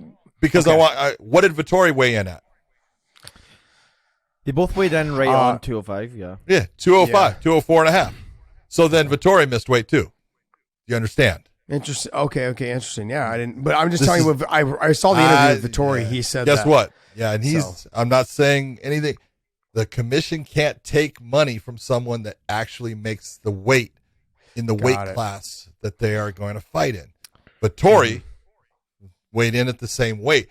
The UFC can give money, and I'm sure they did, and they should have, because Marvin was being a team player, and he was, trying to, make the fight happen, and he was the guy that was getting screwed here, but they should give him more.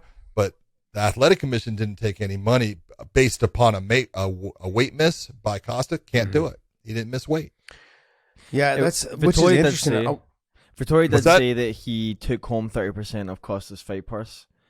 Yeah, that wasn't Costa's fight purse. That may have been the UFC giving him more money, but the Athletic Commission, first off, doesn't take 30%.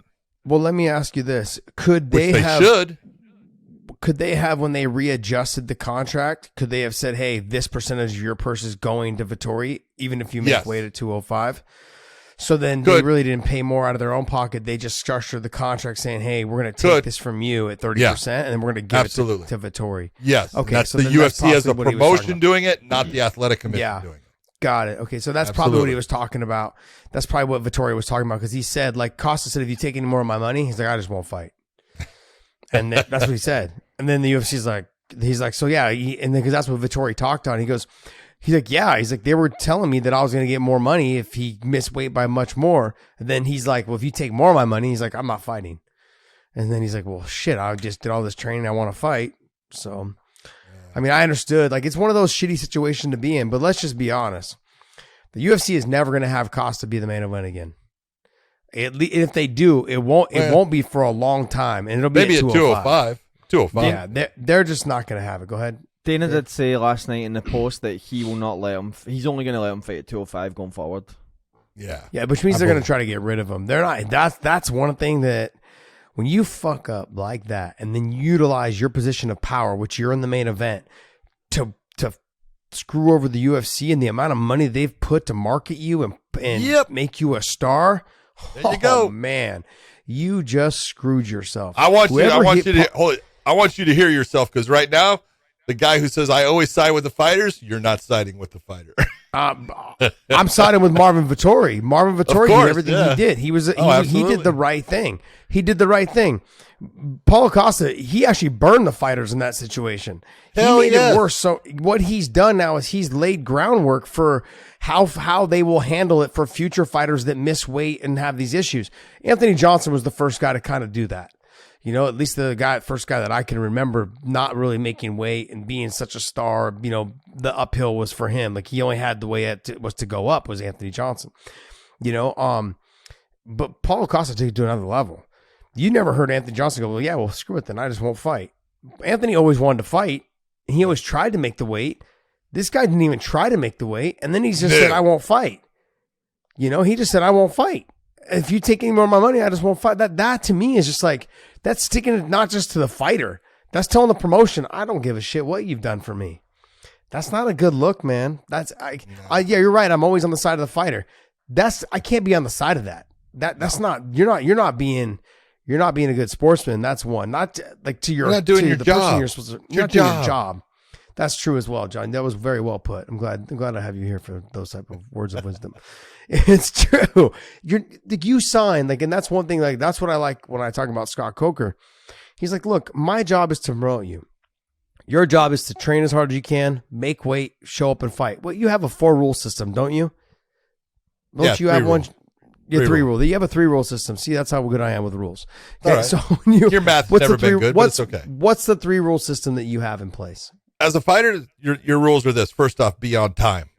There are other fighters that are, hungry, trying to cut weight, all these things. If you're supposed to be somewhere, don't make other fighters wait upon you, because it's going to, in the end, it's going to start causing you problems too. Be on time. That's your responsibility. Second one is make weight. If you signed the contract saying I will make that weight, unless you are a 1 week, rollover that, you're coming in last minute for them trying to make the weight, and you don't, your job is to make the weight, make weight.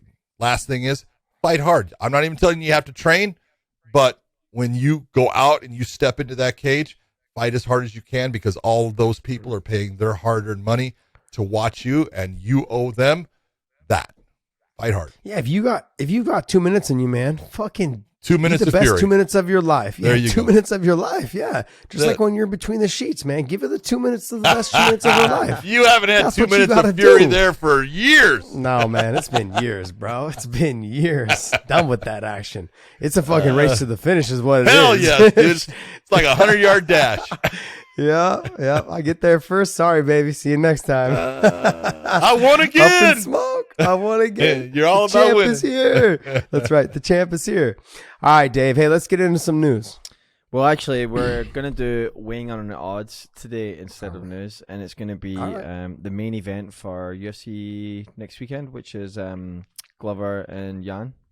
All right, guys, go to mybookie.ag. Use the promo code Wayne in. With this QR code right here, they'll give you an extra 20% on all of your guys' first investment. Your very first investment, they'll give you some extra spending cash. That extra spending cash is more money for you guys to gamble on, to bet on fights, not just fights, but we've got football season is fully in effect now. Basketball season has just started. We've got hockey season coming around right now. It's also just started. And for me, I'm a big hockey guy, so I like to bet on my Washington Capitals, my San Jose Sharks. Got them Blackhawks in there. John with the Predators there in Tennessee. Guess what? You guys got no chance this year.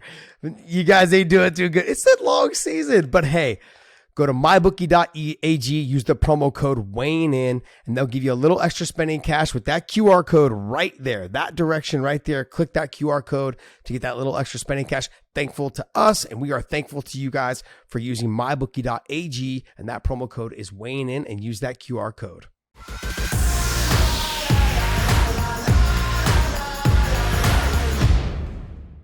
Glover Teixeira versus Jan Blachowicz. Mm-hmm.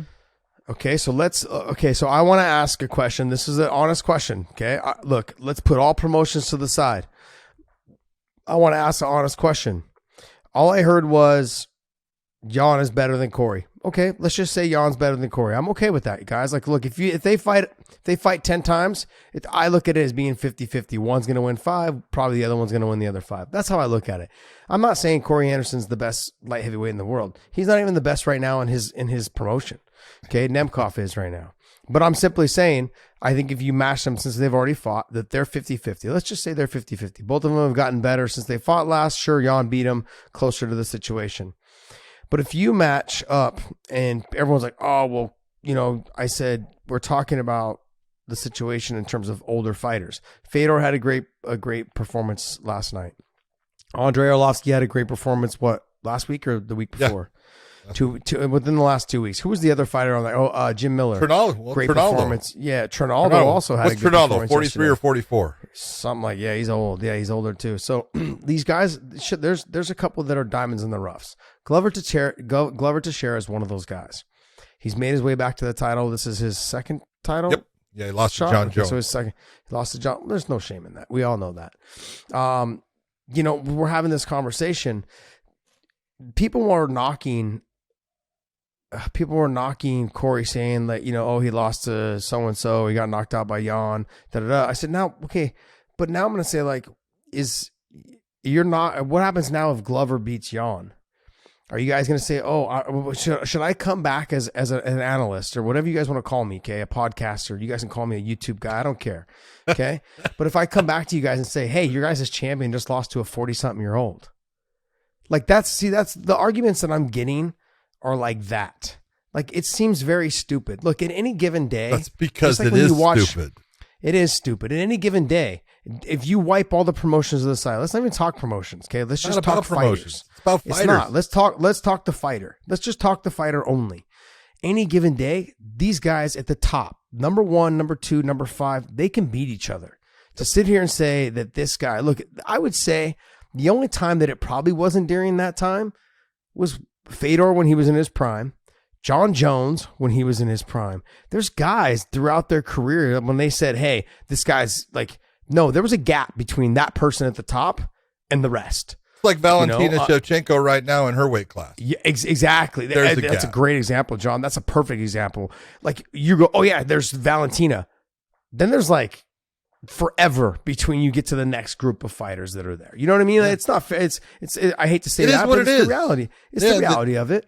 And those And when you get into these fighters, look, you guys, Glover Teixeira is what, 43? 42, 43. 43, somewhere. I think he's 42, 43. I think he's 42, maybe 42. If he beats Jan, who's 38, I believe, you're going to tell me that a young Corey Anderson can't beat either one of those guys. That to me is just ridiculous. Nemkov could potentially beat both of those guys. Look, it's about the fighters. It might be 41. And stylistically between these fighters, they make matchups. That's what happens. Stylistically, some guys will serve better as others. I think Corey Anderson serves up. I think he serves very well to beat Nemkov. His style, his feints, his speed, his wrestling. I think he can beat Nemkov. Okay. Oh, but he can. But Nemkov can beat him. Yes, exactly. I agree with that, but I'm gonna lean more towards Corey Anderson. Just where you can tell John's leaning towards Nemkov. I'm leaning towards Corey. Okay, because I support. Because you're what? I support the Americans. That's what I thought. Okay, there you go. No, I'm kidding, man. I'm walking out to the Hulk Hogan song. I think Corey has the speed to be able to beat with the wrestling as well. If he gets on top of the ground, I think he can be able to do it. Don't get me wrong, it can go both ways. But I look at the same thing when I look at these two. When I look at Glover Teixeira, okay, and I look at Jan. On the feet, I think Glover's got good enough boxing on the feet, huh? Jan has the advantage. Jan has the advantage in power. I would give Glover's got a decent amount in technique. He's got a very tight boxing as well. He can hit him, but I don't know if he can rock him and hurt him. I don't think he can. He could, obviously, at this weight, anyone can be hurt and rocked in that scenario and situation. But when I'm having this conversation, I think when I'm talking about both of these guys, they are so evenly matched. If Glover gets his fight to the ground, he can finish him quick. Side choke. Like, he's got a lot of top level pressure, ground and pound, just wears on you, heavy hips. I mean, everyone that I've ever talked to that's trained with him, Chuck Liddell being one of them, he's like, gosh, man, this guy's so good. Dude. You know, he missed out on his prime because he had visa problems getting there. That's right. So I just don't want people to take away, like, I could be a total asshole. And that's what I'm trying. I'm trying to get away from that. And I'm trying to say, like, if Jan loses to Glover, I'm be like, oh, your guys' champion lost to a 41 or 42-year-old. God, there's no way he's beaten any of our prime guys in Bellator. See how dumb that logic sounds? I know how good fucking Glover is. I know how good Jan is. I know how good these other guys are. The logic doesn't make any sense. If you take away the promotions, you've got to just look at the fighters. I think everyone's arguments will be different based on the promotion's not That's fighting. all I gotta say. The promotion's not fighting. All right. It's the fighter. And you know, I've known Glover for goddamn 15, maybe 20 years now. Yeah. I knew Glover when he was trying to, get into the States to fight and stuff, and he was having problems. John Hackleman did a great job with Glover in getting his stand-up as far as him being able to deliver power at certain times and making it much tighter. He tightened up Glover's, stand-up and his offense. And Glover, the one thing about Glover, let's be honest, I believe that Jan's power can hurt Glover. I'm not so sure that Glover in the stand-up, not that he can't hurt Jan, I don't think he can put him away. He can put him down, and if he puts him down, Jan's got problems. Now, look, Jan's a black belt in Brazilian Jiu-Jitsu also, but I'm just telling you, their black belts are at different levels. No different than, my black belt is going to be different than your black belt. It's just the way it is. It's not, That's true, John. Yeah, of course it's true. And I'm honest about it, okay? See, but no, it is the truth. John got that 1980s jiu-jitsu. I got old style. At least I got 2004 jiu-jitsu. But it's the truth. Like I've screwed around with, Glover, and I will tell you, his top pressure is immense. When you're talking about a guy taking and putting shoulder pressure into your neck and stuff, it's everything within you to sit there and not tap, because it's like, Jesus Christ, man, and you're trying to move yourself to get that relief of the pressure. This guy can create a top pressure that not many fighters can create that same level. A lot can create a pressure, but it's not at the same level. And if Jan ends up underneath Glover, I guarantee you he's going to have problems because of what Glover can do on the ground. Not that Jan's not good there, but if I'm looking at the stand-up game here, Jan has the advantage. I think he's got the power, and he's got the power that can put Glover out with one shot. Both of them have good technical stand-up skills. Goes to the ground, Jan will never, ever, unless he has Glover to the point where he's knocked out, ever get a submission against Glover. Where Glover can definitely submit Jan. I'm just being honest, that's just the way it is. So I agree. They both have their strengths. I don't like to use that word never because then that usually bites me in the ass. Yeah, but it's probably going to bite me in the ass. I get very close to where you're at. I don't see Jan really getting a submission. I mean, he'd have to be, like you said, rocked in a lot of trouble, and he just jumps on the neck. But I also don't think Jan's going to go for a submission if he's got him rocked and hurt on the ground. I don't either. So what are the odds? Because, hey, we're going to do this segment called Weighing In on the Odds. So this is our special segment that we do for weighing in. That's the reason, weighing in on the odds. But let's go to mybookie.ag. We're going to check out, use the promo code weighing in, and you guys can also use that little QR code that we have that you guys show. But then check it out. What are the odds, John, on this? Right now, the odds, you got Glover at plus 220, and you have, I want to say Jan is minus 280. Yeah, see, I'm gonna take Glover.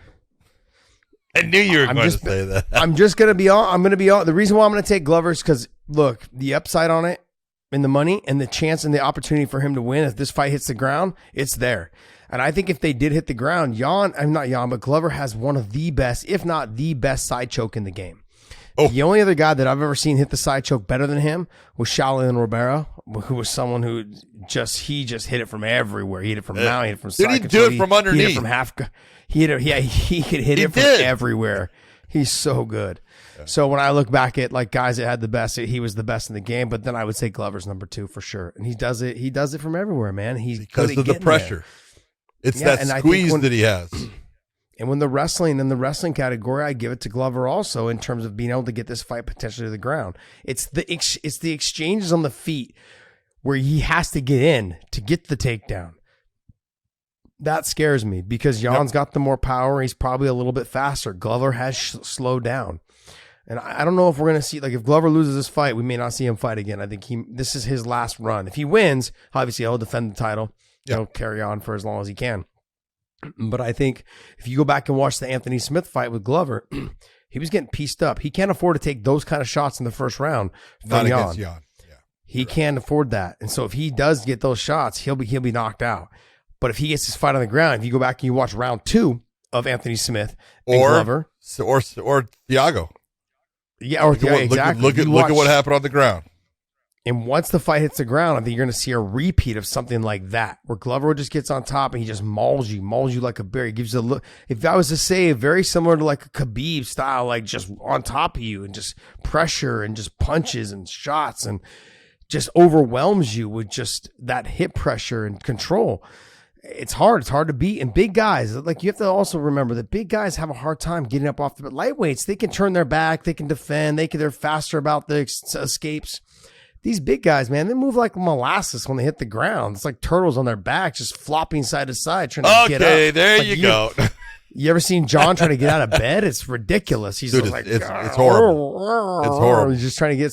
Yeah, I have to like. And the fact that you're saying that you've seen me get out of bed, that's even worse. Yeah, that's a little scary too. Yeah, like you tilt a little bit one way, and then I try to push you hard the other way to see if you just roll and flop out. But that's the best we can do.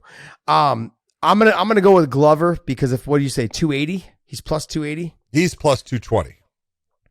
Okay, so if I bet $100 down to win 220. I would take that. Because I think he's got a good chance of winning. Especially if this fight hits the ground. In a 5-round fight, the chances, if he can survive that first round, the longer this fight goes, the more chances Glover has of getting this fight to the ground. Yeah, over under is 2.5 rounds and 150 minus 115 for the over and plus. No, that's a minus on both for the over. 115 over and under. So yeah, that's not a bet I'd probably take. I look at it, if I was going to say in this fight, I'd probably go the under. I just think that if something's going to happen, either with the punching power of Jan, the submission game of Glover, it's only going to take just that much. So I don't know, but I kind of like. I'm being a homer. Like I said, I've known Glover forever. I want him to win the fight. I'm just being honest because it's Glover, someone I know and I care about him, and he's a great guy. And this is his chance to get the title. Nothing against Jan. He's a fantastic fighter. I really like what he's doing right now, and he's on a high, and he's on that when I talk about, guys will have that 2-year period where they just everything's flowing for him, and right now everything's been flowing for Jan, and we'll see if it continues on. Yeah, this is what I also. Jan's 38 years old. This is around that time when things just start to go south. And even though sure he's on a roll, but it only takes one fighter to figure you out, and then all of a sudden it's back down, and you can't get a win after that, or you just struggle to beat guys that you should have been beaten previously. So, but his confidence is really high right now. It is very high. We saw it in some tweets he did to Corey Anderson. Hey, all right. I have no problem with any of that, and I expect that. I think it's fun from Jan. I expect it from Corey. I kind of like it, and I think that's exactly what the sport needs. This is not about promotions; it's about the fighters, and those guys would like to do that trilogy match, and hopefully someday those things will occur. Yeah, I'd like to see that trilogy match. Yeah. All right, Dave, give us some news. What do you got? We got one or two. How many stories we got? Yeah, so we're a little bit over right now. Do you want to get through these 2 stories, or do you want to save them for midweek? Let's fans go. are going to be dying to know the answer. Let's just do them. All let's right. just do them real quick. So the first story is Dana White confirming that Nate Diaz is on his last fight on his contract, and he did say that it's not going to be Tony Ferguson, or at least they're not working on Tony Ferguson, despite that being what people are speculating from the Twitter posts of both these guys. But being on his last fight, obviously very interesting topic. All right, I want you guys all to know this. He's leaving the UFC. He's fighting Jake Paul. Just stop, okay? This is his last fight. He's not fighting the UFC anymore. He's going to leave. He's going to fight Jake Paul. He's just trying to get a fight to get out the door. He's done. He's done with MMA. He knows that fight is going to make him probably double what he's going to make. They're going to fight. That fight's going to happen. Okay. That's why he's fighting this contract out. He would have re-signed. He would have already re-signed. I've heard that exact thing, exactly what you're talking about. So you're not lying, but I want you to think of this. There's a trilogy fight with a guy named Conor McGregor out there. Hold on, think about this. Come on now. I'm trying to bring you into the thought process of let's make some money. Okay? Because neither guy needs a promoter. They both have huge names and they have big fan followings. And so if you could take Conor, who's allowed to box under his contract, okay? And Nate leaves the UFC, fights out his contract, and leaves the UFC. Why would Conor and Nate not get together and promote their own boxing match under whichever, be it Showtime or whatever, Triller or whatever? They can bring in a promoter like that, or they could do it on their own, and they could make a killing. Doesn't his contract say that the UFC has to be involved? So that's only on his half, meaning Nate gets what? No, it would be on the Conor half, right? But I don't know if Dana's not chasing that for not to fight Nate. He's gonna be like, yeah, fuck Nate, man. Nate left the UFC. He would be saying that, but Conor would be able to do that anyways. He couldn't do that though with Dana looming over his shoulder, saying, "No, we're not fighting Nate to go box. We're not going to fight Jake Paul because he's a clown. If you want us to fight Canelo, because I'm going to throw your body to the wolves and we're going to go get paid $100 million, I'll go do that." They already struck oil with the Mayweather thing. That situation was a diamond in the rough. Like, they found that shit and they just milked it for everything it was worth. I tip my hat to them. Great stuff. Yeah. That ship has sailed. They can't. Conor's not going to do that again. Conor's not that draw anymore that he was then.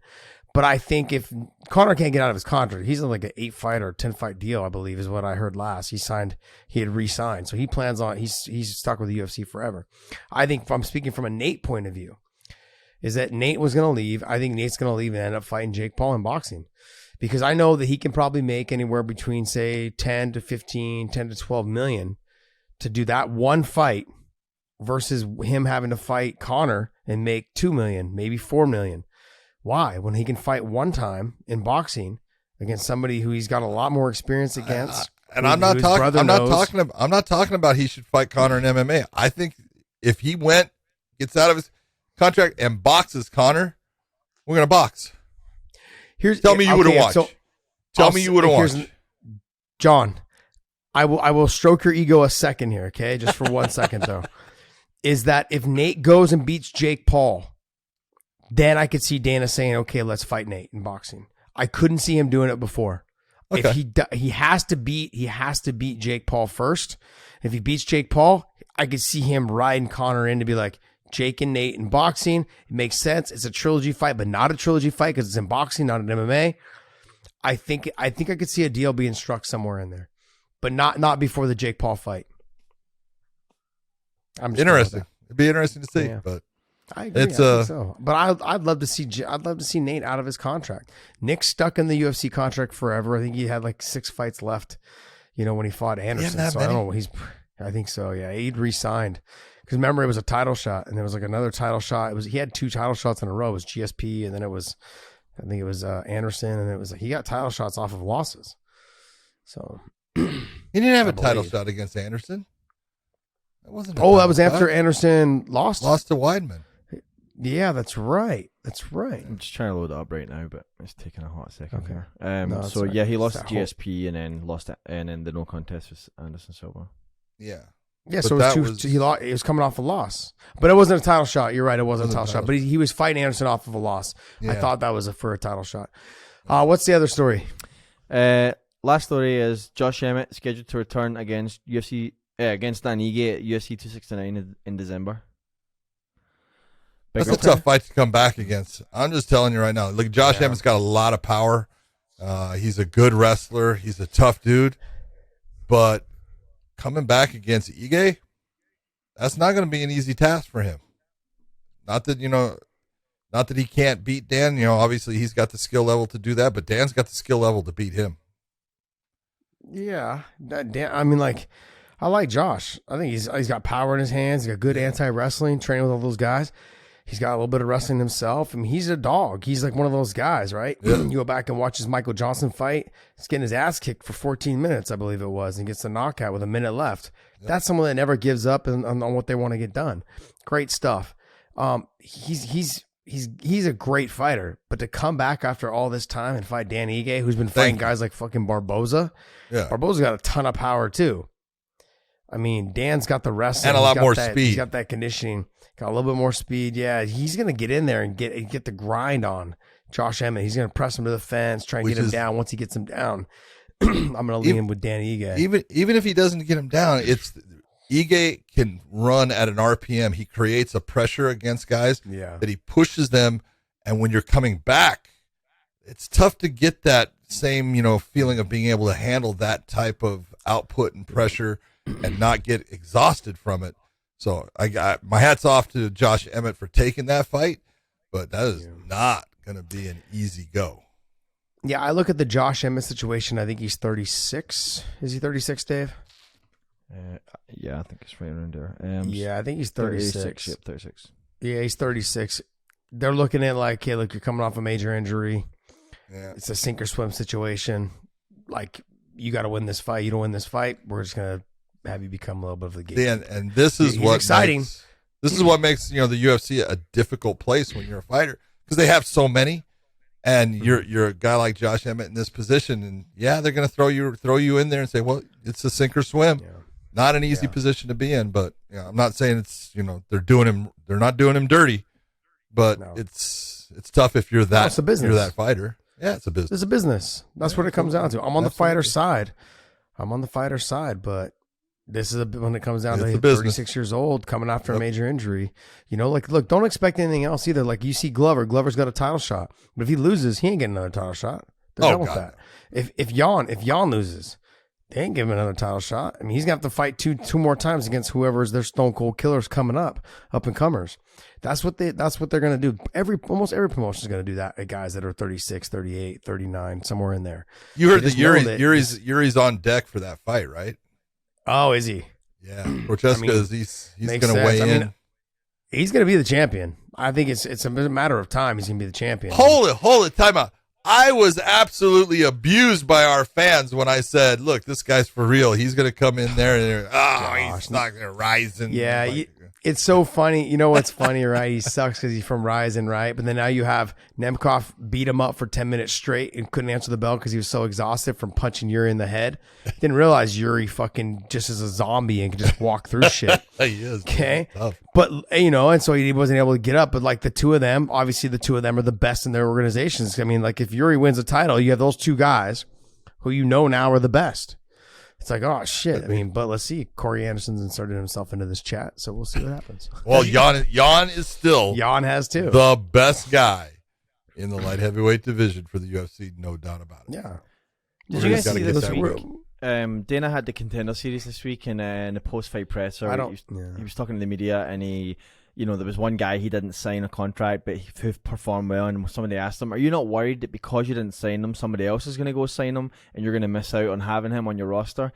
And Dana said, I saw this. He said, I'm not worried about anyone signing him. He's like, the problem is that nobody else knows how to do what we're doing. We're doing all this Contender Series, all this other stuff, and everybody else is just trying to take the guys that we've already built up. And that's why I'm not worried about. That's why I'm not worried about not signing. Sorry. Yeah. But, well, look, John. This is something we should have talked about. We shouldn't have talked about the other two topics. This is a very important conversation because, John, as much as you laughed, the little bit of the reality is it's true. Like, think about this: PFL signed Pettis, right? Pettis, but then here, when this goes back when we wipe away the promotions. Pettis was beating or fighting Tony Ferguson, fighting all these guys, having good wins. He knocked out Stephen Thompson, who's ranked number 5, right, in the welterweight division. Everyone knew that he probably wasn't going to be champion again, but he's beating guys because that's the level that you got to deal with. Guys at 155 coming to 170, able to beat these guys that are in the top 5 rankings. That's the level when you get to the top 5, when you get to the top 8. That's how close it is. Even in different weight classes, that's how close it is. We just saw that last night with Vettori and Paulo Costa. They went up to 205, and they're both at 185. But those guys at 205 probably fought a lot better because they fought at 205 instead of having to make that weight cut. Paulo Costa had energy in the 4th and 5th round. Very rarely does he have energy. I'm telling you, at middle of the first round, he was getting tired. You go, oh my God, man, I got to give him credit. He went the 5 rounds, and dude. Amazing with as hard as he throws at times that he's not burning out and that he made it through all that. And with some of the shots that he took, he looked great at the end of the fight. Yeah. And so look, we're to go back to the Dana situation. I got to agree with him a little bit. We need to, and I'm speaking then from Bellator. I'm like, we should stop signing guys, unless that's somebody like Corey Anderson who asked for his release. He's ranked number 4 and he's like, look, I want to go somewhere else. Cause he knew that they were just bagging on him. You're a wrestler. You got to be exciting. That's not the way he fights. Okay. Now that he comes in with confidence in terms of like, he feels comfortable. He can fight any way he wants without any criticism. That's why he's able to do what he's done in Bellator, which is fine. Let's leave promotions out of it now, but I'm simply saying these guys, Pettis, he had knocked out Stephen Thompson. And then a couple fights later, he leaves and goes to PFL and he gets beat by Clay Collard at 155. These guys at this level, it can match up any way. Styles make matchups, and at 55 to 70 to 45 to 55, those guys can all beat each other on any given day based on who shows up better to fight that day.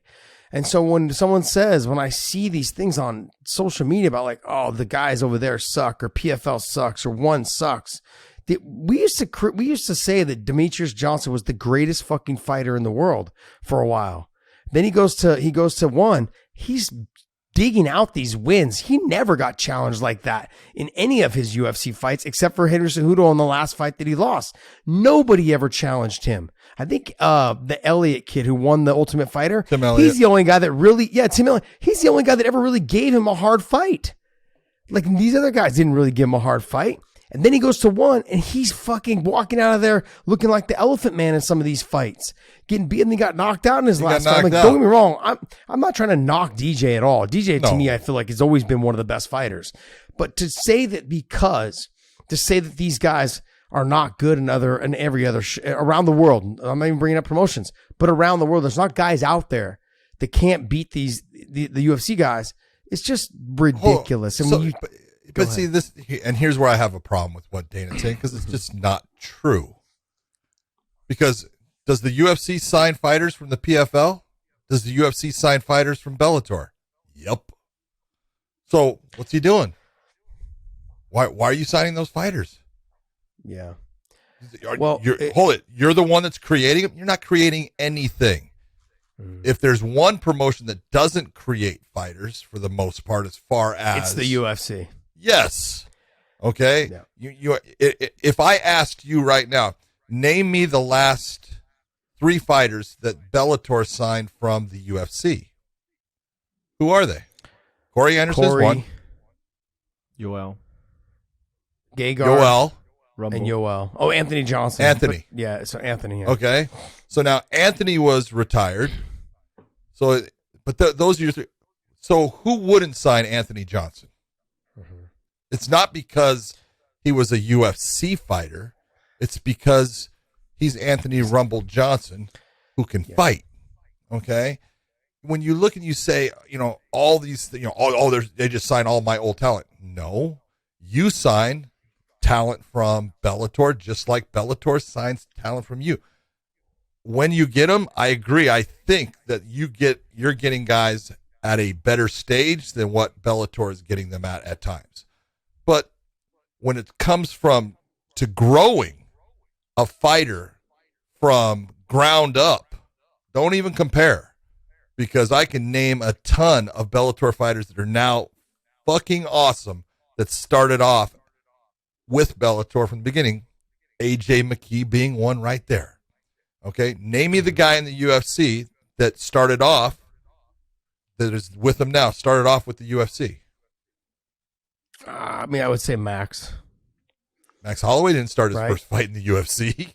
No, not first fight. None of those guys really started their first. This is my whole point. UFC doesn't do that.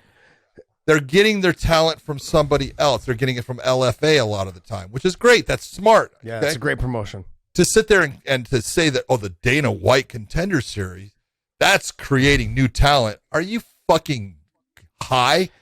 You just signed Njokuani, Chidi Njokuani, who has been with everyone, and you're saying, we're signing the newest hot talent. Now, that's taking nothing from Chidi. I love Chidi. He's a great guy. But Chidi's been with everybody, and he's a tough fighter, but you're not signing the new top talent. You're signing guys that come in that, put on a fight, and you decide, okay, we can use this person at this time. That's great, but it's not like you're creating something. It's not like you're the one that is taking that talent and building it. You're not. Yeah, but what he has done, though, John, and I can't say he's part of the reason why they've done it. They did The Ultimate Fighter. That was a big success. It's still going. Absolutely. Still going to this day. And what he's done is he's now branched away from like the whole storyline of it all, and now he's just putting on fights with the Contender Series. That's another thing that he's doing. So when he says, and maybe correct me if I'm wrong, when he says these other promotions just they don't open their eyes, they're just trying to sign what we've already created. I mean, the reality is there's a little bit of truth behind that. We do sign, like Bellator does sign people that have left there, and don't get me wrong, they've signed some of ours. Like Bellator let Michael Chandler go. They released him. That's they right. just basically said, hey, they could have matched it, and they had thought about it and matching what the price was. But they're like, nah, we're good. And they actually just released him. So I understood the situation, you got to look at your return on your investment and what does that person bring? And at the time, Chandler didn't bring anything to the table. It's all about the ROI. Let's just be honest. Exactly. It's a business. Yeah. Yep. And you look, you say, is that person worth me paying that amount of money based upon what I'm getting in return? Mm-hmm. And based upon the fact that he wasn't even their champion and he had lost to their featherweight, it's like, nah, it's not going to work for me. Well, this is what he does. This is what he does very well.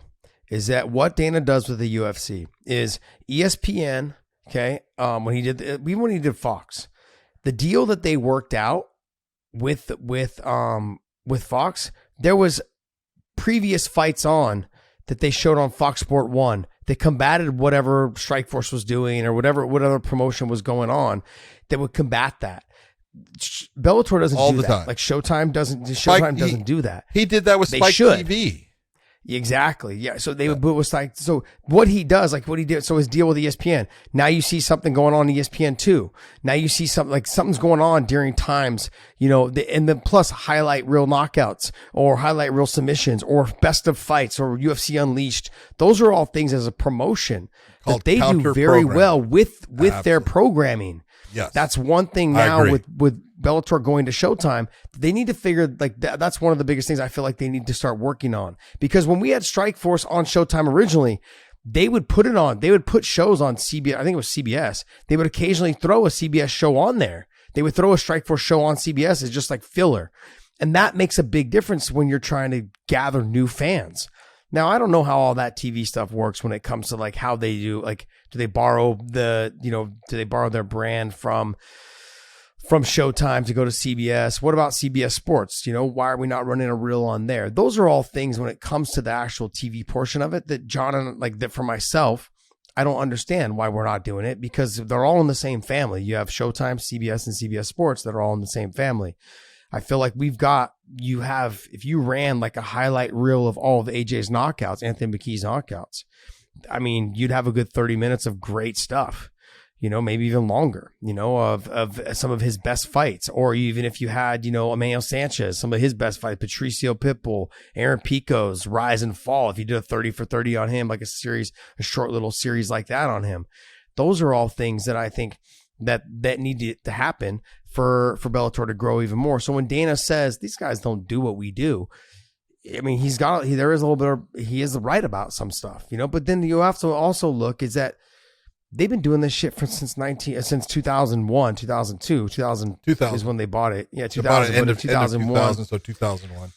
Yeah, but they didn't do, like, remember, all the shit they did before until 2005 or whatever it was when they started the Ultimate Fighter were fucking flops. They were $50 million in debt. So it takes time. Coker's been running the show here for, I don't know how long, 6-7 years, maybe a little bit longer, maybe longer than that. And so the ball's kind of rolling in the right direction, I think, now. And so we'll just see what happens in terms of the programming to get more exposure to our younger fighters. Because one thing that we do have in terms of Bellator, we got a lot of young, talented fighters. We talked about Aiden Lee. We talked about Usman Nurmagomedov. You talked about that's Khabib's cousin. We talked about other guys that are from that camp that are on our cards as well. You got, even though Patricio's not young, he's still a dog, man. Still got a lot of good fights left in him. There's a lot of 33? Good fighters. Yeah, I mean, there's still a lot of good fights to be had in the organization with a lot of young talented fighters. The kid from Hungary. He's from Hungary. His dad was Adam a Greco-Roman wrestler. No, that's Novenyi. Yeah, Norbert Novenyi Jr. Stud, man. Absolute stud. So, I mean, there's guys there. Look, and I'm not here to toot the horn or anything like that.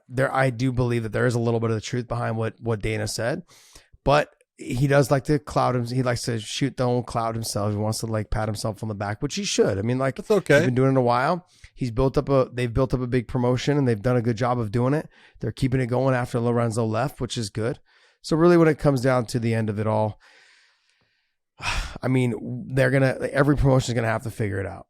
They already figured it out. They've done it. Like all of us, all the other promotions, Bellator, ONE, and PFL, they're going to have to figure it out. But all of them, John, have top level fighters in them. All of them. Oh yeah. Yeah. There's no doubt. The one thing that I will always look and say you got to really give it to the UFC is when they started the whole thing with Spike. Okay. That was a buy. Lorenzo was paying money to put that first Ultimate Fighter on Spike TV. He paid for the production of the show and he was paying for the time buy to put it so it was on Spike TV. And then Spike TV says, "Oh, we like this. It's getting ratings." And then it kind of turned and it started to turn. But the ability of the UFC to, at given times, they walked away from Spike TV for less money to go to Fox, but they looked at it as this is going to benefit us. It's a bigger company, a bigger brand. It's got more sports oriented, programming. This is going to be good for us. And they were right, and they ended up and then they walked away from Fox to go with ESPN, and I still believe that's one of the greatest moves they've made. It was, the Hands contract down. what's that? Oh, Hands the contract down, and the the best- contract hands that down. they ended up hashing out is so beneficial to them. Congratulations for being so, business smart and being able to get that contract. It's fantastic for them, and that's still, they're growing their brand right now at a higher rate than they were, back then, based upon those moves, and you got to give it to them. Yeah. All right, John. Well, let's wrap this up. Hey guys, make sure you guys Yeah, go baby. to prowrestlingtees.com/weighing-in. Use the promo code and still pick up one of our shirts there. If you guys want to support our channel, we appreciate it. We ask you, if you do buy a shirt, take a picture of it, tag us on it in Twitter or on Instagram, and we'll repost it or retweet it. And we want to thank you guys for that. Also, go to our YouTube channel. There's a link down below in our main YouTube channel, and there's a clips channel there. And we hit that link, and it'll take you to our clips channel, which we do a show called Wayne Interjection there, which is a special show only for that channel and available only on that channel. So make sure you guys hit that link and hit the subscribe button on our clips channel. We want to thank you guys for listening to us. And, I'm going to start putting things, I guess, for me directly. John can keep doing what John's doing because John's great at what he does. But I'm going to start talking to you guys indirectly just about the fighters themselves and not so much about the promotion, because I don't want this to be it's not. And the thing is I think people believe that that's what it is. No, like I said, from John said, without even us talking about it, I'm about the fighters, and I want what's best for the fighters. And I want to continue to talk about the fighters and how they match up. I'm going to waive the promotions out of all of this stuff and just start talking about the fighters, because that's something we need to start doing across the board. I think all media should start doing. And I think I want to be one of the first guys to try and just start talking about just strictly, this is about the fights themselves and the fighters and how they match up, and not talk about the promotions and this promotion has better and this promotion has this person. No, I'm going to start talking about the guys that I think would match up well against each other. And if you guys as fans listen, stop thinking about what promotion they're in and start thinking about stylistically when you watch them fight, how they would match up when we're talking about these guys. So anyways, we want to touch on that. We want to thank you guys. Go to our audio platforms on Spotify, Stitcher, iTunes, SoundCloud, Google Play, all of those. Hit the subscribe there. We will thank you guys. John, you got anything? Just want to say to everyone out there, hope you have a great week coming up. Some big fights coming up. Always check in to Weighing In, and we will see you. Bye.